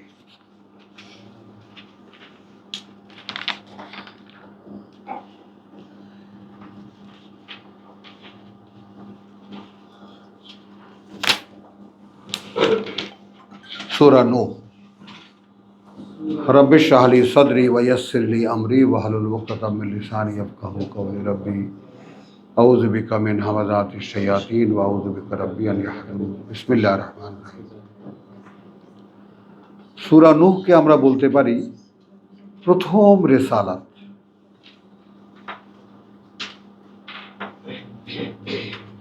প্রথম রাসূল।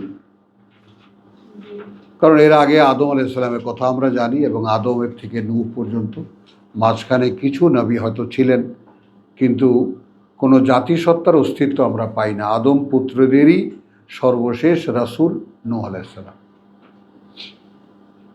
এই সিরিয়ালটা বুঝছো?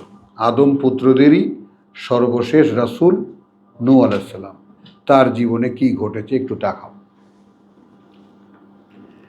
আল্লাহ এবার বক্তাকে আল্লাহ শোনাচ্ছেন আমাদেরকে। কার্যত আমরা পাঠিয়েছিলাম নূহকে প্রতি জাতির তার জাতির দিকে পাঠিয়েছিলাম। আন আনজির কওমাকা, এই বার্তা নিয়ে যে সাবধান করো জাতিকে তোমার, মিন কাবলি, এর আগে, আন ইয়াতিয়াহুম আযাবুন আলীম, أن يأتيهم عذاب أليم যে এসে যাবে তাদের উপরে এক শাস্তি যেটা কঠিন যন্ত্রণা। আবার বলি, আনদের কওমাকা, সাবধান করো জাতিকে তোমার, মিন কাবলি, এর আগে, আন ইয়াতিয়াহুম, যে এসে যাবে তাদের, আযাবুন আলীম, عذاب أليم এমন এক শাস্তি যেটা কঠিন যন্ত্রণা। এইটা আল্লাহ বলে পাঠালেন নূহকে। কালা, নূহ বলছে, ইয়া কওমি يا قوم ইন্নী লাকুম নাযীরুন মুবিন, إني لكم نذير مبين এই আমি তোমাদের জন্য একজন সাবধানকারী, দৃশ্যমান, মানে আমাকে দেখা যায়। এই মুবিনের ব্যাপারটা বোধ হয় স্পষ্ট সাবধানকারী আছে, আমরা লিখি এখানে সুস্পষ্ট ভাষায় কথা নেই, কিন্তু সহজ কথা, দৃশ্যমান, মানে আমি যে তোমাদেরকে সাবধান করছি ব্যাপারটা দেখা যাচ্ছে যে আমি তোমাদেরই মতো একজন মানুষ, তাই না? ক্যান বি সিন, যে আমি এই যে দেখো তোমাদেরকে সাবধান করছি। কি বলে? আন ইয়াবুদু আল্লাহ, أن اعبدوا الله এই ব্যাপারে গোলামি করো তোমরা আল্লাহর, ওয়াত্তাকুহু, واتقوه এবং ভয় করো তোমরা তাকে, ওয়া আতিউন, وأطيعون এবং আমাকে অনুসরণ করো, আমাকে অনুসরণ করো, কারণ আমার সাথে কানেক্টেড। ব্যাপারটা একটু বুঝে নাও, এই রিসালাতের ব্যাপারটা এখানে, এই যে পরম্পরা, যে আমাদের প্রত্যেকটা একটা মানুষকে মুহাম্মদ রাসূলুল্লাহর একজন সর্বোত্তম অনুসারী বানাবার জন্য হাতে কলমের শিক্ষা এই প্রত্যেকটা সূরা। আমাদের প্রত্যেকটা সূরা এমনভাবে পড়তে হবে যেভাবে আমরা ক্লাস 4-5-এর প্রত্যেকটা পাঠ্যকে মুখস্থ করেছি পরীক্ষা দেওয়ার জন্য। এবং এই জন্য এই যে একেবারে সেই 28 পারা থেকে নিয়ে 29 পারা আর 30 পারা তো বটে, এই প্রত্যেকটা সূরাদের মর্মসহ, অর্থসহ, বার্তাসহ মুখস্থ থাকতে হবে।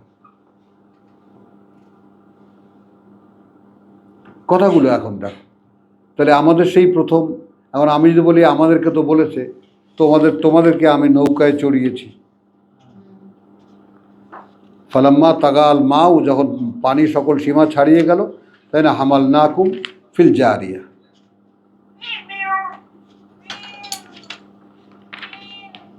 হামালনাহুম ফিল জারিয়া 11 সূরা হাক্কা, যে ইন্না লাম্মা তাগা আল মা لما طغى الماء হামালনাকুম ফিল জারিয়া, حملناكم في الجارية তুলে নিয়েছিলাম তোমাদেরকে একটা ভাসমান নৌকায়। তোমাদেরকে তো, আমাদেরকেও তো আমরা তাদেরই বংশধর যারা নৌকায় উঠেছিল। বুঝছো কথাটা? তাহলে এখন আনি আবুদুল্লাহ ওয়াত্তাকুহু ওয়া আতিউন, তাহলে এখন তোমাদের সাথে তো আল্লাহর কোনো সংযোগ নেই। এখন আমাদের কি হবে? যে সাধারণ মানুষকে বলতে গেলে, ভাই আপনারা তো কোরআন পড়েন না, আমি পড়ি, আপনারা দেখুন আমি যা বলি আপনারা দেখবেন আমি সেটা করি কি, আমি সেরকম মানুষ কি না। আমাকে তো সাক্ষী হতে হচ্ছে। আল্লাহর সিস্টেম হলো, আমি যে কাজটা করি না সে কাজটা আপনাদেরকে বলতে পারবো না। আমি যেটা করি সেটাই আমি বলি আপনাদেরকে। আল্লাহ সূরা সাফে আমরা দেখেছি, লেমা তাকুলুন মা লা তাফআলুন, কেন বলো যা তোমরা করো না। কাবুরা মাকতান ইনদাল্লাহ, প্রচণ্ড ক্রোধের উদ্রেক করে আল্লাহর কাছে।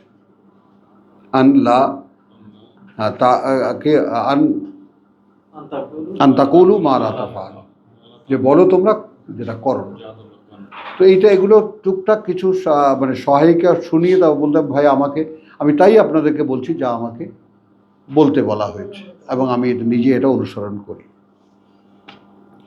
আচ্ছা, এই কারণে আমি নির্দ্বিধায় বলতে পারি আমাকে অনুসরণ করো, আতিউন, ফলো মি।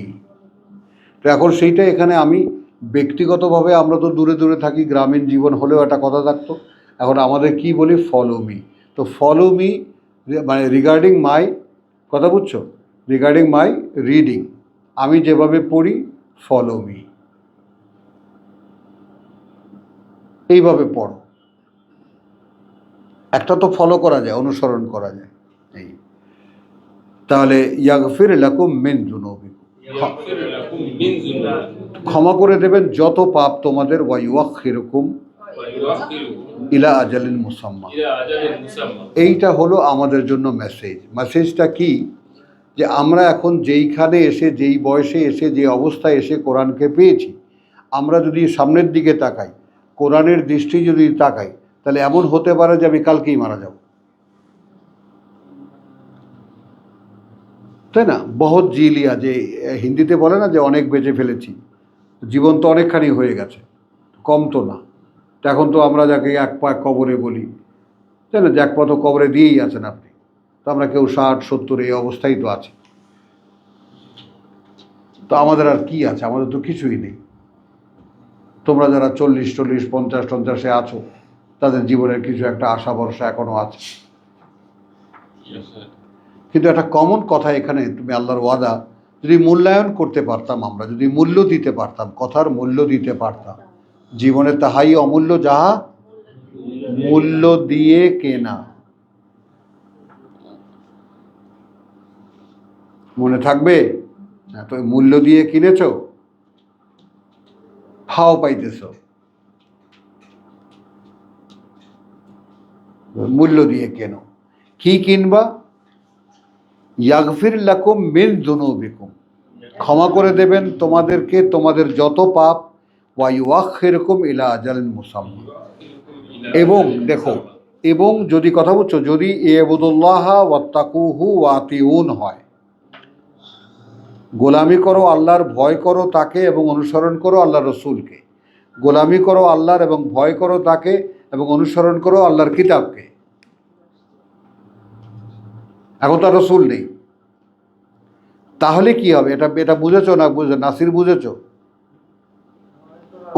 কোথায় ছিলা এতক্ষণ?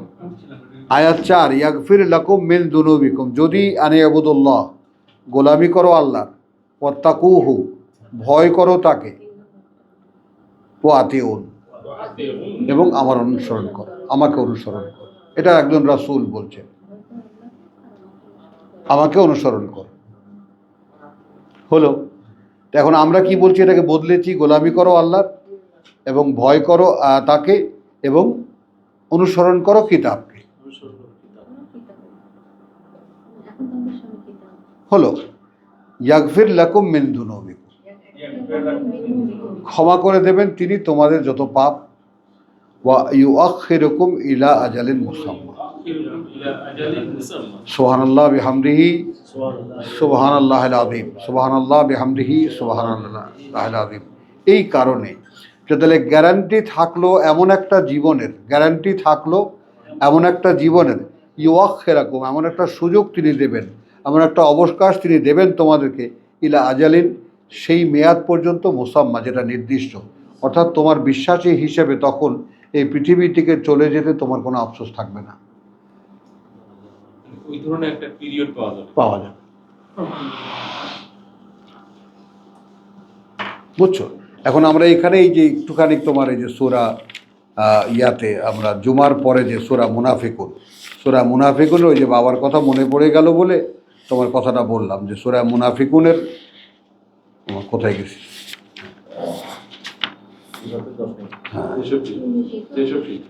হ্যাঁ, সূরা মুনাফিকুনের যে শেষ আয়াতটা একটু দেখো, খেয়াল করো। ওয়ালাই ইউআখিরুল্লাহু নাফসান, ولن يؤخر الله نفسا এবং কিছুতেই কোনো দিন কোনো সময় দেন না আল্লাহ কাউকে। ইউআখির আল্লাহু নাফসান ইযা জাআ আজালুহা, إذا جاء أجلها যখন এসে যাবে তার নির্দিষ্ট মেয়াদ, মেয়াদের অন্ত।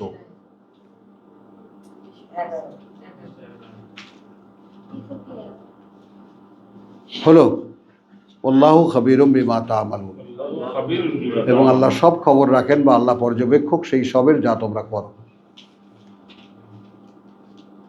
তাহলে আমার মেয়াদ যখন শেষ হয়ে যাবে তখন এক মুহূর্ত আর সময়, লাই ইউআখির আল্লাহু নাফসান ইল্লা ইযা জা আজালুহা। তো এটা আমার বাবার জীবনের শেষ কথা, যে যেই গেছেন আমাদের বড় বড় নেতারা, তাদেরকে এটাই বলেছেন, দেখো ইটস ওভার। একটা মানুষের মেয়াদ যখন শেষ হয়ে যায় তখন তিনি আর কোনো অবকাশ দেন না। তো এইরকম একটা বুঝ নিয়ে হ্যাঁ হ্যাঁ এটা স্মরণে আসছে বুঝছেন? একদম যা সবার সাথেই সবার কাছে। অনেকে বলতো যে না মৌলানা কিছুই হয়নি, আপনি সুস্থ। 69 বছর বয়স, আমি তার চাইতে 5 বছরের বড় এখন। বাবার চেয়ে বড় হয়েছে। বল, তরতাজা মানুষ, একেবারে তাজা মানুষ।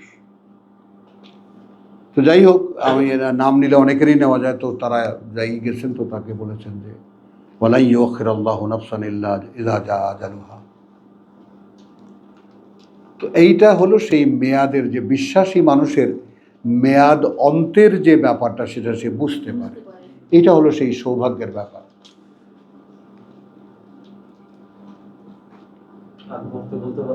হ্যাঁ, যে বুঝতে পারে নোমর, আমি আর নাই। এবং যেই মানুষটাকে আল্লাহ তাআলা কবুল করেছেন এই জন্য যে তিনি তার 3 দিন আগে সফরে এসে যার সাথে ছিলেন তাকে সঙ্গীকে বলেছেন, বেরেশা সাহেব, আল্লাহ মানুষকে কি দেন, এই জীবন মানেটাকে, জীবনের মানে কিছু একটা সময়, একটা অস্তিত্বকে দেওয়া একটা সময়। একদিন জিজ্ঞাসা হবে এই সময়টা তুমি কি করেছো। তো আমি আব্দুর রহিম 11 বছর বয়স থেকে নিয়ে এই পর্যন্ত এমন কোনো কাজ করিনি যার ব্যাপারে আল্লাহকে কৈফিয়ত দিতে হবে। পূর্ণ জীবন না বলো?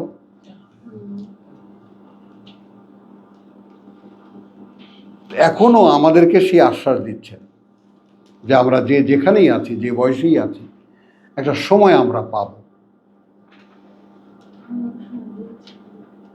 বিশ্বাস নিয়ে, বিশ্বাস আছে আমার, এই অবস্থায় আমি পৃথিবী থেকে যাব, এই সময়টা আমি পাব। আমি হুট করে, কথা বুঝছো, চিৎপটাং হয়ে মরে পড়ে থাকবো না।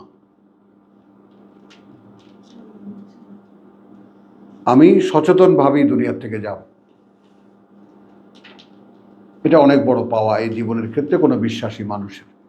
তাহলে ইয়াগফির লাকুম মিন যুনুবিকুম, এটা কখন হয়? যত পাপ সব ক্ষমা করে দেওয়ার পরে হয় এই পাওনাটা। জীবনের একটা পিরিয়ড, জীবনের একটা সময় তুমি পাবা, যে সময়টা তোমাকে আর মন ভরে যতটুকুই যা করবা তুমি নিশ্চিন্তে আল্লাহর সামনে গিয়ে দাঁড়াতে পারবা যে প্রভু আমি এসেছি তোমার সামনে, আমি জানতাম যে আমাকে আসতে হবে। আমরা এটাও দেখেছি, তাই না? ইন্নি জানান্তু, ইন্নি জানান্তু, ইন্নি জানান্তু, ইন্নি জানান্তু আন মুলা,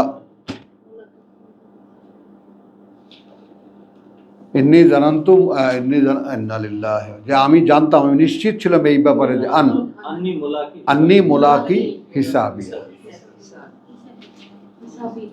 হিসাবিয়া, আমার হিসাব।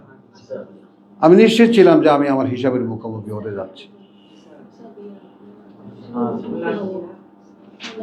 তো আমরা যে বেহিসাবি জীবনটা কাটিয়েছি সেটা তো, যদি এখন কোরআনের কাছে আসি, আল্লাহর গোলামি করি এবং তোমার ডাকে ভয় করি এবং কোরআনকে অনুশীলন করি, তাহলে কি হবে? ক্ষমা করে দেবেন। এসে যদি যাই, ক্ষমা আমাদের জন্য সারা পৃথিবীর ফেরেশতারা ক্ষমা চাইবে, রব্বানা, তাই না? তারা যাকে বলে যে ফাগফির লিল্লাযিনা আমানু, ক্ষমা করে দাও তাদেরকে যারা বিশ্বাস এনেছে, যিনি আলিল্লাযিনা তাবু, ফিরেছে, ফেরার প্রতিজ্ঞা করেছে, হ্যাঁ, ওয়া আমানু ওয়া আমিলুস সলিহাত, যারা করছে, ওয়াত্তাবাউ সাবিলাকা, এবং তোমার পথ মেনে অনুসরণ করছে, ওয়াত্তাবাউ সাবিলাকা, সাবিলাকা ইন্না আজালাল্লাহি ইযা জাআ লা ইউআখিরু লাউ কুনতুম তা'লামুন। দেখেছো এখন সেই সূরা জিনের শেষ আয়াত, ইন্না আজালাল্লাহ, নিঃসন্দেহে যে মেয়াদটা আল্লাহর, ইযা জাআ, যখন সেটা আসে, লা ইউআখার, আর দেরি করা হয় না। লাউ কুনতুম তা'লামুন, বুঝছো জিনিসটা? এটা হলো আল্লাহর সন্দেহ, যদি তোমরা জানতে এই কথাটা। এই জানা মানে কি? দায়মুন,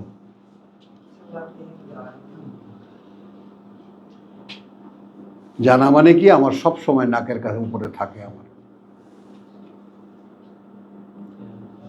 যে আমার সময়টা যখন এসে যাবে এরপর এক মুহূর্ত আর সময় পাবো না। যেটা ওই সূরা মুনাফিকুনতে দেখালাম যে ওয়ালাই ইউআখিরুল্লাহু নাফসান ইযা জাআ আজালুহা, এক মুহূর্ত দেরি করেন না আল্লাহ কোনো ব্যক্তির জন্য যখন আসে তার সময়টা, মেয়াদটা। সূরা মুনাফিকুনের শেষ আয়াত, আল্লাহু খাবিরুম বিমা তা'মালুন। ওটাই এখানে বলা হচ্ছে যে ইয়াগফির লাকুম মিন যুনুবিকুম ওয়া ইউআখিরুকুম ইলা আজালিন মুসাম্মা ইন্না আজালাল্লাহ। এটা নিশ্চিত যে যে মেয়াদটা আল্লাহর দেওয়া, ইদা যা, সেটা যখন এসে যায়, লা ইউআখার, না দেরি করা হয়, আর দেরি করা হয় না। তো কার মনে থাকে আমাদের এই কথা? তো মনে থাকবে কার? যে মুসাল্লি। আমাদের তো একটা মেসেজ যে আমরা এই সেগুলো জানতে পারি। হ্যাঁ, ইন কুনতুম তা'লামুন। আল্লাহ এখানে এই কথাটা বললেন কেন? অর্থাৎ লাউ কুনতুম তা'লামুন, যদি হতে তোমরা এই কথাটা জানতে, তাহলে তোমাদের জীবনের রঙই পাল্টে যেত। মানে আমরা জানি না এটা উনি বলছেন। হ্যাঁ,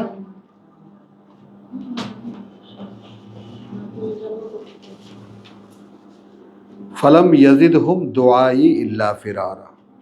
ও ক্বালা রাব্বি ইন্নী দাআউতু, এখন দাওতু, হ্যাঁ, তখন এখন বলছে, নূহ বলছে যে প্রভু আমি কিন্তু ডেকেছি কওমি জাতিকে আমার লাইলান ওয়া নাহার, রাত দিন একাকার করে দিয়ে।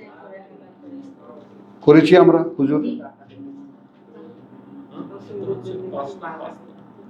এটা আমি চেষ্টা করেছি বহু। আমার জীবনে সূরা নূহ একটা অনেক বড় আসর আছে, এবং আমার একটা স্বপ্ন ছিল যে সূরা নূহের প্রত্যেকটা ক্লজ আমি আমার জীবনে পূর্ণ করব। দিন রাত একাকার করে দিয়ে আমি হেঁটেছি, রাস্তার পর মাইলের পর মাইল থেকেছি, কোথাও কোথাও এমন জায়গায়ও থেকেছি যে এখান থেকে টান দিলে মশায় যে রক্ত খেয়েছে তা সব রক্তাক্ত হয়ে যেত। মানে একটা দুইটা মশায় কামড়ালে কিন্তু মারবা, এখন সারা গায়ে যদি মশায় ধরে তো কি করবা? খা, বুঝছো? তখন অসহ্য হয়ে গেলে এর হাতে টান দিলে সব রক্তে লেপটায় যেত হাত, বুঝছো? হ্যাঁ, চর এলাকা মানে গাইবান্ধার ওই যে তোমার দক্ষিণে, তোমাদের ওই দেশে হাসিম বাজার নাম শুনেছ হয়তো, বুঝছো? তো যাই হোক, তো এরকম একটা যেটা স্বপ্ন যদি দেখি আমরা যে আমাদেরই এক ভাই, তিনি আল্লাহর পথে মানুষকে ডাকতে গিয়ে এই কষ্টটা করেছেন, আমি কি করেছি? তিনি বলেছেন দাও তো কওমি লাইলান ওয়া নাহারা, প্রভু আমি ডেকেছি আমার জাতিকে একেবারে রাত দিন একাকার করে। ফালাম ইয়াজিদহুম, কিন্তু আদৌ বাড়ায়নি তাতে তাদের দোয়াই, এই ডাক আমার, ইল্লা ফিরারা, শুধু এটাই যে তাকরা এখন আমাকে দেখলেই পালায় যায়। এত বিরক্ত হয়েছে তারা, এখন আমাকে দেখলেই পালায়। ভাবো, কোরআনের আয়াত পড়ছি আমরা, কোনো হাসির গল্প পড়ছি না। তো রাসূলের দায়িত্ব এই, জাতি তাকে দেখলে পালাবে। বলো,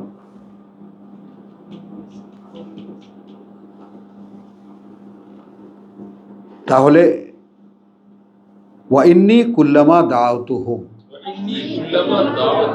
আর এই যে আমি যখনই ডেকেছি তাদেরকে, লিতাগফিরা লাহুম, যে তুমি ক্ষমা করে দেবে তাদেরকে, জালু আসাবিআহুম, এই যে রেখে দিয়েছে আঙ্গুলগুলো তাদের, ফি আযানিহিম, কানগুলোর মধ্যে, ওয়াস্তাগশাউ সিয়াবাহুম, এবং ঢেকে দিয়েছে, ওটা আরবি সাইন, ওই অঞ্চলের সাইন, যে আমি যদি মুখে একটা কাপড় ঢেকে দেই তাহলে প্রতিপক্ষ চুপ হয়ে যাবে, মানে আমি আর ঝগড়া করছি না। দুইজনে তুমুল ঝগড়া করছে, কথা বুঝছো, একজন হঠাৎ তোপটা উল্টে মাথা ঢেকে দিল, প্রতিপক্ষ থেমে যাবে। তার মানে আর ঝগড়া হবে না, এখন রুমাল দিয়ে করে। রুমাল দিয়ে রেখে দেয়। আমি তো একদম তুরাইফে জঙ্গলিদের ওখানে ছিলাম, তো এই তোপটা উঠে আর এরকম ছোট পায়জামা পরে নিচে। তো এখন দেখো, তখন কি করে, আমাকে দেখলে কানে আঙ্গুল দেয় এবং মাথা ঢেকে রাখে। ও আসাররু, এবং তারা গোয়ার্তবি দেখায়, ওয়াস্তাকবারু, এবং নিজেদের বড়ত্ব দেখায়, ইস্তেকবারান, সে ভয়ঙ্কর বড়ত্ব দেখায়, তারা চরম বড়ত্ব দেখায়। সুম্মা ইন্নী দাওতুহুম, তারপরেও ডেকেছি আমি তাদেরকে জিহারান, প্রকাশ্যে। সুম্মা ইন্নী আলান্তু, অতঃপর আমি ঘোষণা করেছি তাদেরকে, লাহুম আলান্তু লাহুম, আমি ঘোষণা করেছি আমি তাদের জন্য, ওয়া আসরারতু লাহুম ইসরার, এবং একদম গোপনে গোপনে বলেছি তাকে গোপনে বুঝিয়ে।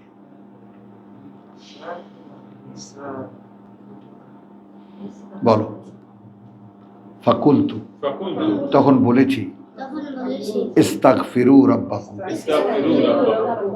এখন দেখো এই কথাটা, যে তোমরা তোমাদের সৃষ্টিকর্তার কাছে ক্ষমা চাও, এই কথাটা বলার জন্য যে হৃদয়বৃত্তি দরকার, যে মনের অবস্থাটা দরকার।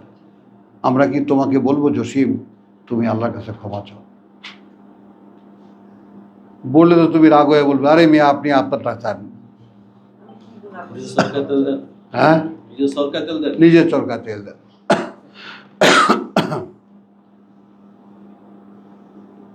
অথচ তাওয়াসি বিল হক, তাওয়াসি বিল সাবর। আমরা একে অপরকে দেখো, নৌকি বলেছে ভাই, গোপনে বলেছে, চিৎকার করে বলেছে। কি বলেছে? যে ভাই ফাকুলতু ইস্তাগফিরু রাব্বাকুম, ক্ষমা চাও তোমাদের প্রতি বালকে, ইন্নাহু কানা গাফফারা। সুম্মা ইন্নী আলান্তু, ফাকুলতু ইস্তাগফিরু রাব্বাকুম ইন্নাহু কানা গাফফারা, নিঃসন্দেহে তিনি, ভাই চেয়ে দেখো ভাই। কারণ এই যে ব্যাপারটা, সেইখানে একটা বাস্তবতার একটা ব্যাপার আছে। একটু ঝাঁকি দাও যার ঘুম আসে, সূরা নূহ তো, তাদেরকে বলেছি ক্ষমা চাও প্রতিপালকের তোমাদের, ইন্নাহু কানা গাফফারা, নিঃসন্দেহে তিনি অত্যন্ত ক্ষমাপরায়ণ। এখন এই ব্যাপারটা একটা মানুষকে আমি বললাম, এই ব্যাপারটা আমি তোমাকে বললাম, ইফাত ক্ষমা চাও আল্লাহর কাছে, নিঃসন্দেহে তিনি অত্যন্ত ক্ষমাপরায়ণ। কারণ এই কথাটা আমি যদি নিজে না বুঝি, আমার পক্ষে কি সেই এমফেসিস দিয়ে বলা সম্ভব? আমি যদি না পাই, তাহলে আমি যদি সেই ক্ষমা না পাই, আমি কি সেইভাবে বলতে পারবো? পরিচিত এটা। যদি বলে যে আপনি যে বলছেন ক্ষমা করেন, আপনি কি দেখেছেন? হ্যাঁ, যে ক্ষমা করেন তিনি, ক্ষমা করে দেখেছেন? হ্যাঁ করেন। তার মানে রেসালাতের টাচ যে পেয়েছেন, ওহির মানে যার সাথে ওহির সংযোগ হয়েছে, ওহি যে বুঝতে পারে, তার জন্য তো এপার ওপার খুলে যায় তো ব্যাপারটা, বুঝছো জিনিসটা? তিনি ঐশী কানেকশনটা বুঝতে পারেন, আমরা যেটাকে সালাত বলি, যেটাকে কোরআন সালাত বলে, আমরা কি বলছি? ওহির সংযোগ। এই সংযোগটা যার কাছ থেকে জীবন্ত হয়ে যায়, সে কোরআনের কথাটা ওইভাবেই বলে যে সে এটা দেখেছে। তার কারণ সে এটা বাস্তবতা বোঝে, যে ক্ষমা না করলে আমার অন্তরে ওহি ধারণ করা সম্ভব না, আমার পক্ষে একে রিপিট করাই সম্ভব হবে না যদি তিনি ক্ষমা না করতেন। এই বাণী আমাকে রিপিটেডলি পড়ে শোনানো এটাই সম্ভব হতো না যদি তিনি ক্ষমা না করতেন। কারণ যাকে তাকে দিয়ে তো তিনি তার কথা বলাবেন না। ইউরসিলিস সামা আলাইকুম মিদরারা, পাঠিয়ে দেবেন আকাশ উপরে তোমাদের অঝোর ধারায় বর্ষণে। ওয়া ইউমদিদকুম বিআমওয়ালিন, এবং সহায়তা করবেন তোমাদেরকে সহায় সম্পদে, ওয়া বানিনা, এবং পুত্র সন্তান দিয়ে। মানে কজন লোক মাত্র বেরিয়েছিল নূহের নৌকার সাথে, নৌকায়, তারপর তাদের যদি পুত্র সন্তান বেশি না হয়, কথা বুঝো নাই, তাহলে জনসংখ্যা কেমন করে হবে? ওয়া ইয়াজআল লাকুম জান্নাতিন, এবং তিনি করে দিয়েছেন তোমাদের জন্য অনেক বাগান। ওয়া ইয়াজআল লাকুম আনহারা, এবং তিনি করে দিয়েছেন তোমাদের জন্য জলের অসংখ্য ধারা, জলের অসংখ্য ধারা। মা লাকুম, কি হয়েছে তোমাদের? লা তারজুনা লিল্লাহি ওয়াকারা, লা তারজুনা লিল্লাহি ওয়াকারা। আমি সকলকে একেবারে খুব কায়েম মানে অনুনয় করে আমি অনুরোধ করব, অনুনয় করেই অনুরোধ করব। এই আয়াতটা তোমরা পড়ো, এই আয়াতটা তোমরা পড়ে বুঝতে চেষ্টা করো যে নূহের জাতিকে আল্লাহ বলছেন, আচ্ছা কি তোমরা কি আশা করো না আল্লাহর এমন কোনো মর্যাদা? আমি আমার কাছেই জিজ্ঞেস করি, আমার কাছেই বা আল্লাহর কি মর্যাদা আছে?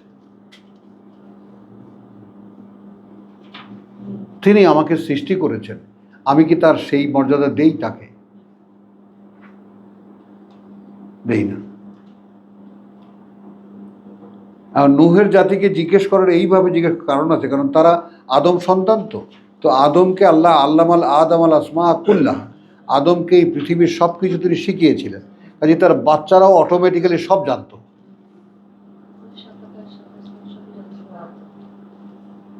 ওই জাতির সব কথাই, অর্থাৎ আমাদের পৃথিবীতে আমরা কার সন্তান?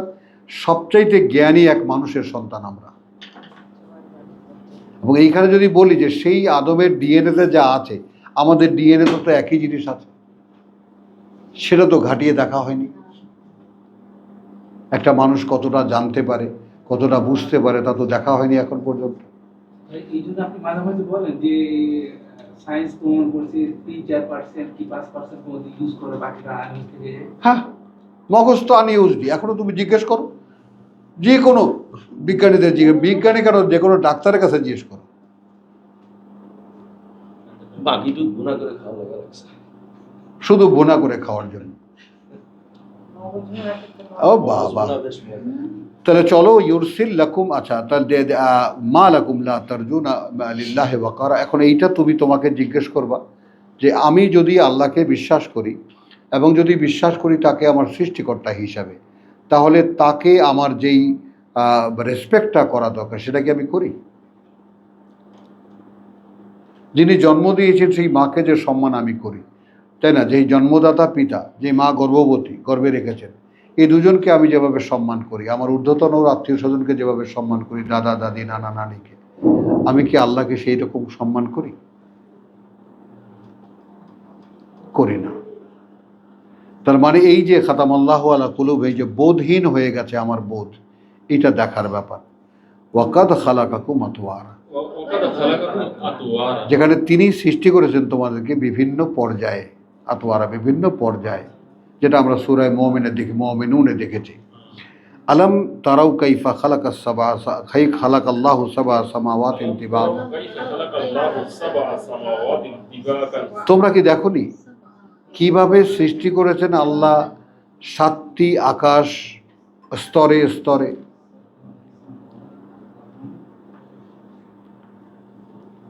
আলম তারাও, তোমরা কি দেখোনি? যে আলম তারা না, কিন্তু আলম তারাও। কথা বুঝছো? একটা দিল তুমি কি দেখোনি, এটা একটা প্রশ্ন, কথা বুঝছো? তবে আর একটা প্রশ্ন, তুমি তো দেখেছো। তোমরা কি দেখোনি, তোমরা কি এই অর্থে তোমরা কি দেখোনি, তার মানে তোমরা দেখেছো। এই কথাটা অন্য প্রকার। আলম তারাও কাইফা খালাকাল্লাহু সাবআ সামাওয়াতিন তিবাকান, কিভাবে সৃষ্টি করেছেন আল্লাহ ওই 7টি আকাশমণ্ডলী স্তরে স্তরে। ওয়া জাআলা আল কামারা ফিহিন্না, এবং স্থাপন করেছেন তিনি চাঁদকে, একটি করে চাঁদ সেখানে, নূরান আলো, ওয়া জাআলা শামসা সিরাজ, এবং স্থাপন করেছেন সূর্যকে একটি প্রদীপ। ওয়াল্লাহু আনবাতাকুম মিনাল আরদে নাবাতান, এবং আল্লাহ উৎপন্ন করেছেন তোমাদেরকে এই পৃথিবীতে উদ্ভিদের মতো।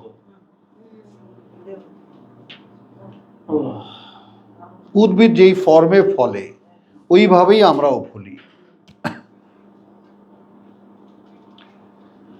সুম্মা ইউইদুকুম ফিহা, তারপর তিনি ফিরিয়ে নেবেন তোমাদেরকে তার মধ্যেই। ওয়া ইউখরিজুকুম ইখরাজান, এবং তিনি বের করবেন তোমাদেরকে আবার বের করার মতো করেই বের করবেন। আল্লাহু জাআলা লাকুমুল আরদা বিসাতান, আল্লাহু জাআলা লাকুমুল আরদা বিসাতান, এবং এই আল্লাহই করেছেন তোমাদের জন্য এই মাটিকে, এই ভূমিকে বিসাতান, বিছানো। ভূমি যদিও ভূমি বিছানো নয়, ইটস এ গোল। এই বাসাতান কেন? তোমাদের জন্য বেসাতান।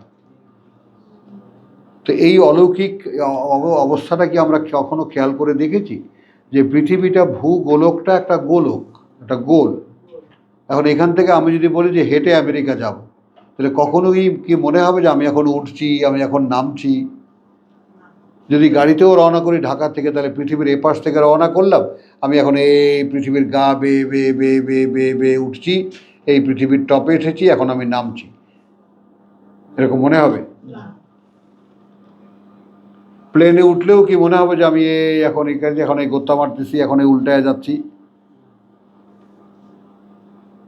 বলো, ঢাকা থেকে প্লেনে উঠছে, আকাশে উঠছে, প্লেন তো সোজা চলে আমেরিকায় গিয়ে নামবে। এটা একটা গোল একটা অস্তিত্বের উপরে এরকম সোজা লাগলো কেমন করে আমাদের কাছে?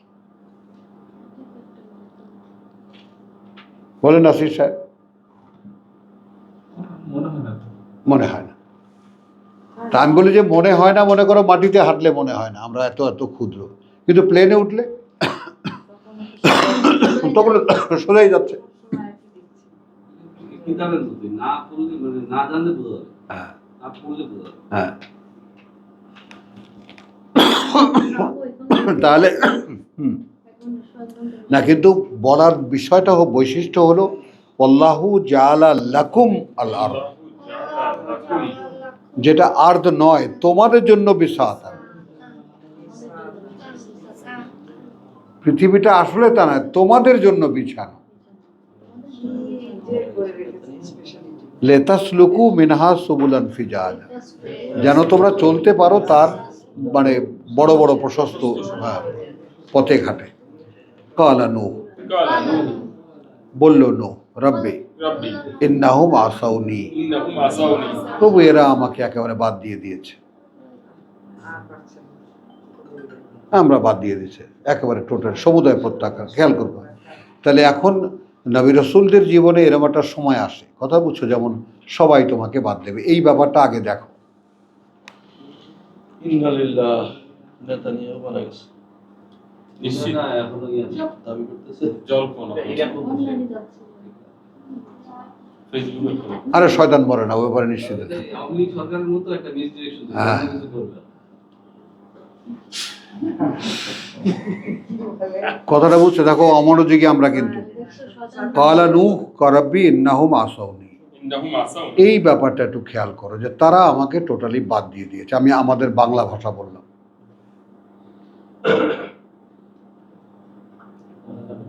আমার কথা তারা আর শুনবে না।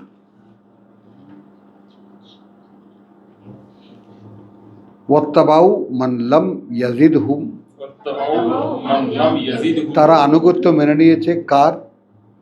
যার বাড়াওনি তার, লাম মান লাম ইয়াজিদহু, বাড়াননি তার, মালাহু মালুহু ওয়া ওয়ালাদুহু, ماله وولده সম্পদ তার এবং সন্তান সন্ততি ইল্লা খেসার, إلا প্রচুর সম্পদের মালিক, প্রচুর সন্তানের মালিক, তার এই জীবনের তো ইল্লা খেসারা মানে কি? তার মানে জীবনের মধ্যে ঢুকে গেছে, ওপারে কিছু নাই তার। জনগণ তাদের পিছে হাঁটছে, আমাকে মানে না। এটা বুঝছো? এই পৃথিবীতে যারা সম্পদশালী ধনবান, জনগণ তাদের পিছনে। হ্যাঁ। তো এখন তুমি কি দেখবা? তুমি ধরে নেবা আমি সেই লোক। এবং আমি তোমাদেরকে বলেছি যে আল্লাহ তাআলা আমাকে যে এই এতদিন পর্যন্ত রেখেছেন তোমাদের সামনে কিতাব পড়ার জন্য, এই সূরা নূহ ছিল আমার জীবনের আদর্শ। আমি প্রত্যেকটা আয়াতকে সেরকমভাবে করার চেষ্টা করেছি। কতটুকু হয়েছে সেটা আল্লাহ জানে। তো ওয়ামাকারু মাকরান কুব্বারা, কিন্তু এবং তারা বড় বড় চক্রান্ত করেছে তারা। ওয়াকালু وقال লা তাযারুন্না, لا تذرن এবং সেই যে নেতারা যারা টাকা পয়সাওয়ালা, সন্তানওয়ালা বা পুত্র সন্তানওয়ালা, খবরদার তোমরা ছাড়বে না। লা তাযারুন্না, لا تذرن কিছুতেই তোমরা ছাড়বে না। কথা বুঝছো? আলিহাতাকুম, آلهتكم তোমাদের মান্যদেরকে। ওয়ালা তাযারুন্না, ولا تذرن আর না ছাড়বে তোমরা ওয়াদ্দা ودا ওয়ালা সুআ, ولا سوعا এই ওলা ইয়াগুসা, ولا يئوس ওই মক্কার মতো লাত, মানাত, উজ্জা। ওয়া ইয়াউকু ওয়া ইয়াউকা নাসরা, ونصر ওদের 5টা। হ্যাঁ, وقد ওয়াকাদ আদাল্লু কাসীরা, وقد أضلوا كثيرا ইতিপূর্বেই অনেক ভ্রষ্ট করেছে, অনেক মানুষকে ভ্রষ্ট করেছে এরা, অনেক মানুষকে। ওয়ালা তাজিদিজ জালিমিনা ইল্লা দালাল, ولا تجد الظالمين إلا ضلالا। এইটা একজন রাসূলের অধিকারে পরিণত হয়। যদি তাকে দেওয়া দায়িত্ব সে পালন করে, তাহলে সে যখন সেই দায়িত্বটা 100% আদায় করে দেয়, তাহলে তার এটা অধিকারে দাঁড়া যে প্রভু এইবার আর সহ্য করো না, এদেরকে শাস্তি দেওয়া। এই ব্যাপারটাও আমাদেরকে জানতে হবে যে একটা অধিকার আসবে এমন সময় যে আমি যখন বলবো যা তাই হবে। এই ম্যাজিকটা দেখার জন্য নয়, আমার একটা অধিকার দাঁড়ায় যে প্রভু আমি তো বলেছি। তো লা তাজিদ আয-যালিমিনা ইল্লা দালালা, তুমি বাড়াবে না এই যারা সর্বনাশ করেছে নিজেদের, তাদের বিভ্রান্তি ছাড়া আর কিছু। মিম্মা খাতিয়াতিহিম, مما خطيئتهم সেই কারণে যে অপরাধ তারা করেছে তাদের। উগরিকু, أغرقوا আমি চুবিয়ে মেরেছি। ফাউদখিলু فأدخلوا নার, النار। ওই যে উগরিকু, পানিতে ডুবিয়ে আগুনে ঢুকিয়ে আমি চুবিয়ে মেরেছি। ফাউদখিলু, এবং তারপর ঢুকিয়ে দেব আগুনে। ফালাম ইয়াজিদু, فلم يجدوا সেখানে তারা আদৌ খুঁজেও পাবে না। লাহুম, لهم তাদের জন্য, মিন দুনিল্লাহ, من دون الله পরিবর্তে আল্লাহর, আনসার, কোনো সাহায্যকারী। ওয়াকালা নূহ, وقال نوح এবং বলেছে নূহ, রাব্বি ربي লা তাযার আলাল আরদি, لا تذر على الأرض না ছেড়ে দেবে তুমি উপরে এই ভূপৃষ্ঠের, উপরে এই ভূপৃষ্ঠের, মিনাল কাফিরিনা দাইয়ার, من الكافرين ديار। যত অকৃতজ্ঞ আছে তার একটাকেও না, একটাকেও ছেড়ে দেবে না। ديار দাইয়ার, ঘর। ইন্নাকা ইনতাজার হুম, إنك إن تذرهم আল্লাহকে বুঝাইতেছে নূহ। আবেগের ব্যাপারটা দেখো, আল্লাহকে বলতে, তুমি তো মিয়া মহা দয়াবান, তুমি তো জানো না। হ্যাঁ, তুমি যদি ছেড়ে দাও, তো ইন্নাকা ইনতাজারহুম, তুমি যদি ছেড়ে দাও ওদেরকে, ইউদিল্লু ইবাদাল্লাহ, عباد তার কি দেখো, এইটা খুবই লক্ষণীয় ব্যাপার। এইটা আমি আমার সবার আগে আমি আমার গোষ্ঠীতে চেক করেছি। বিশাল বংশ, বিশাল গোষ্ঠী, এবং সব জায়গায় আমার দৃষ্টিটা এই ছিল। আমার বাবার মামু বাড়ি, বিশাল বাড়ি, ওরাই শেরে বাংলার আত্মীয় আর কি, আমার বাবার মামুরা। হাওলাদার বাড়ি, বিরাট বাড়ি, সেই একেবারে সে সব বিলাত যাওয়া লোকজন ওখানে সব ইয়ে। তা আবার এদিকে আমার দাদার চাচা, 3 চাচা, তারাও সব বড় বড় সব প্রতিষ্ঠিত মানুষ, তাদের ছেলেমেয়েরাও প্রতিষ্ঠিত মানুষ। তারপরে আমার দাদাদের আবার 3 ভাই, তাদেরও ভাইয়েরা, তাদেরও ছেলেমেয়েরা বড় বড়ই। আমি খালি এই চোখ দিয়ে আমি তাদের প্রত্যেককে যাচাই করেছি, কেউ নেই, নেই, বাবু নেই।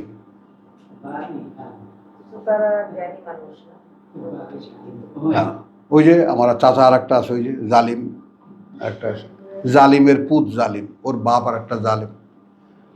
ভাই এই জন্য কি বলে এটা বাসায়? বাসায়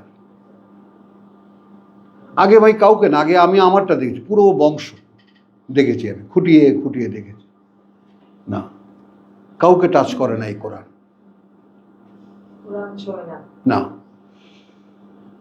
ওই এক বাবা, বাস ওই একজনই, এত বিশাল গোষ্ঠী, হাজার হাজার সদস্য, শত শত না, হাজার হাজার। জিজ্ঞেস করেন ওই যে আছে,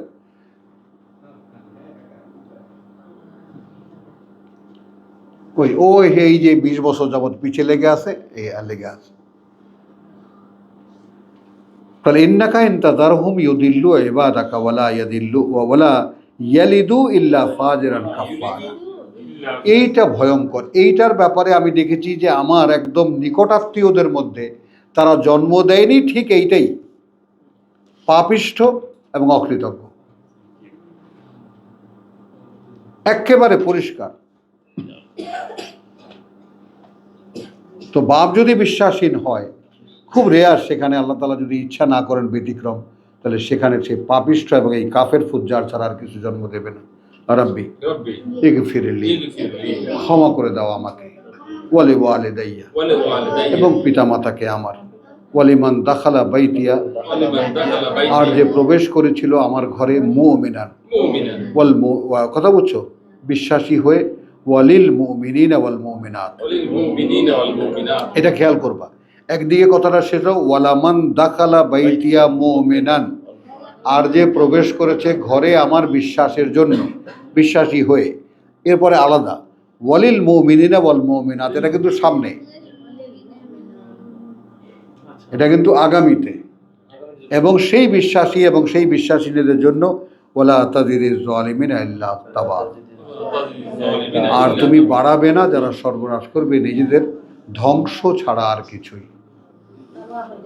তো আলহামদুলিল্লাহ, সূরা নূহ এখানে শেষ হলো 28 আয়াতের। ওয়া মা আলাইনা ইল্লাল বালাগ ওয়া মা তাওফীকি ইল্লা বিল্লাহ।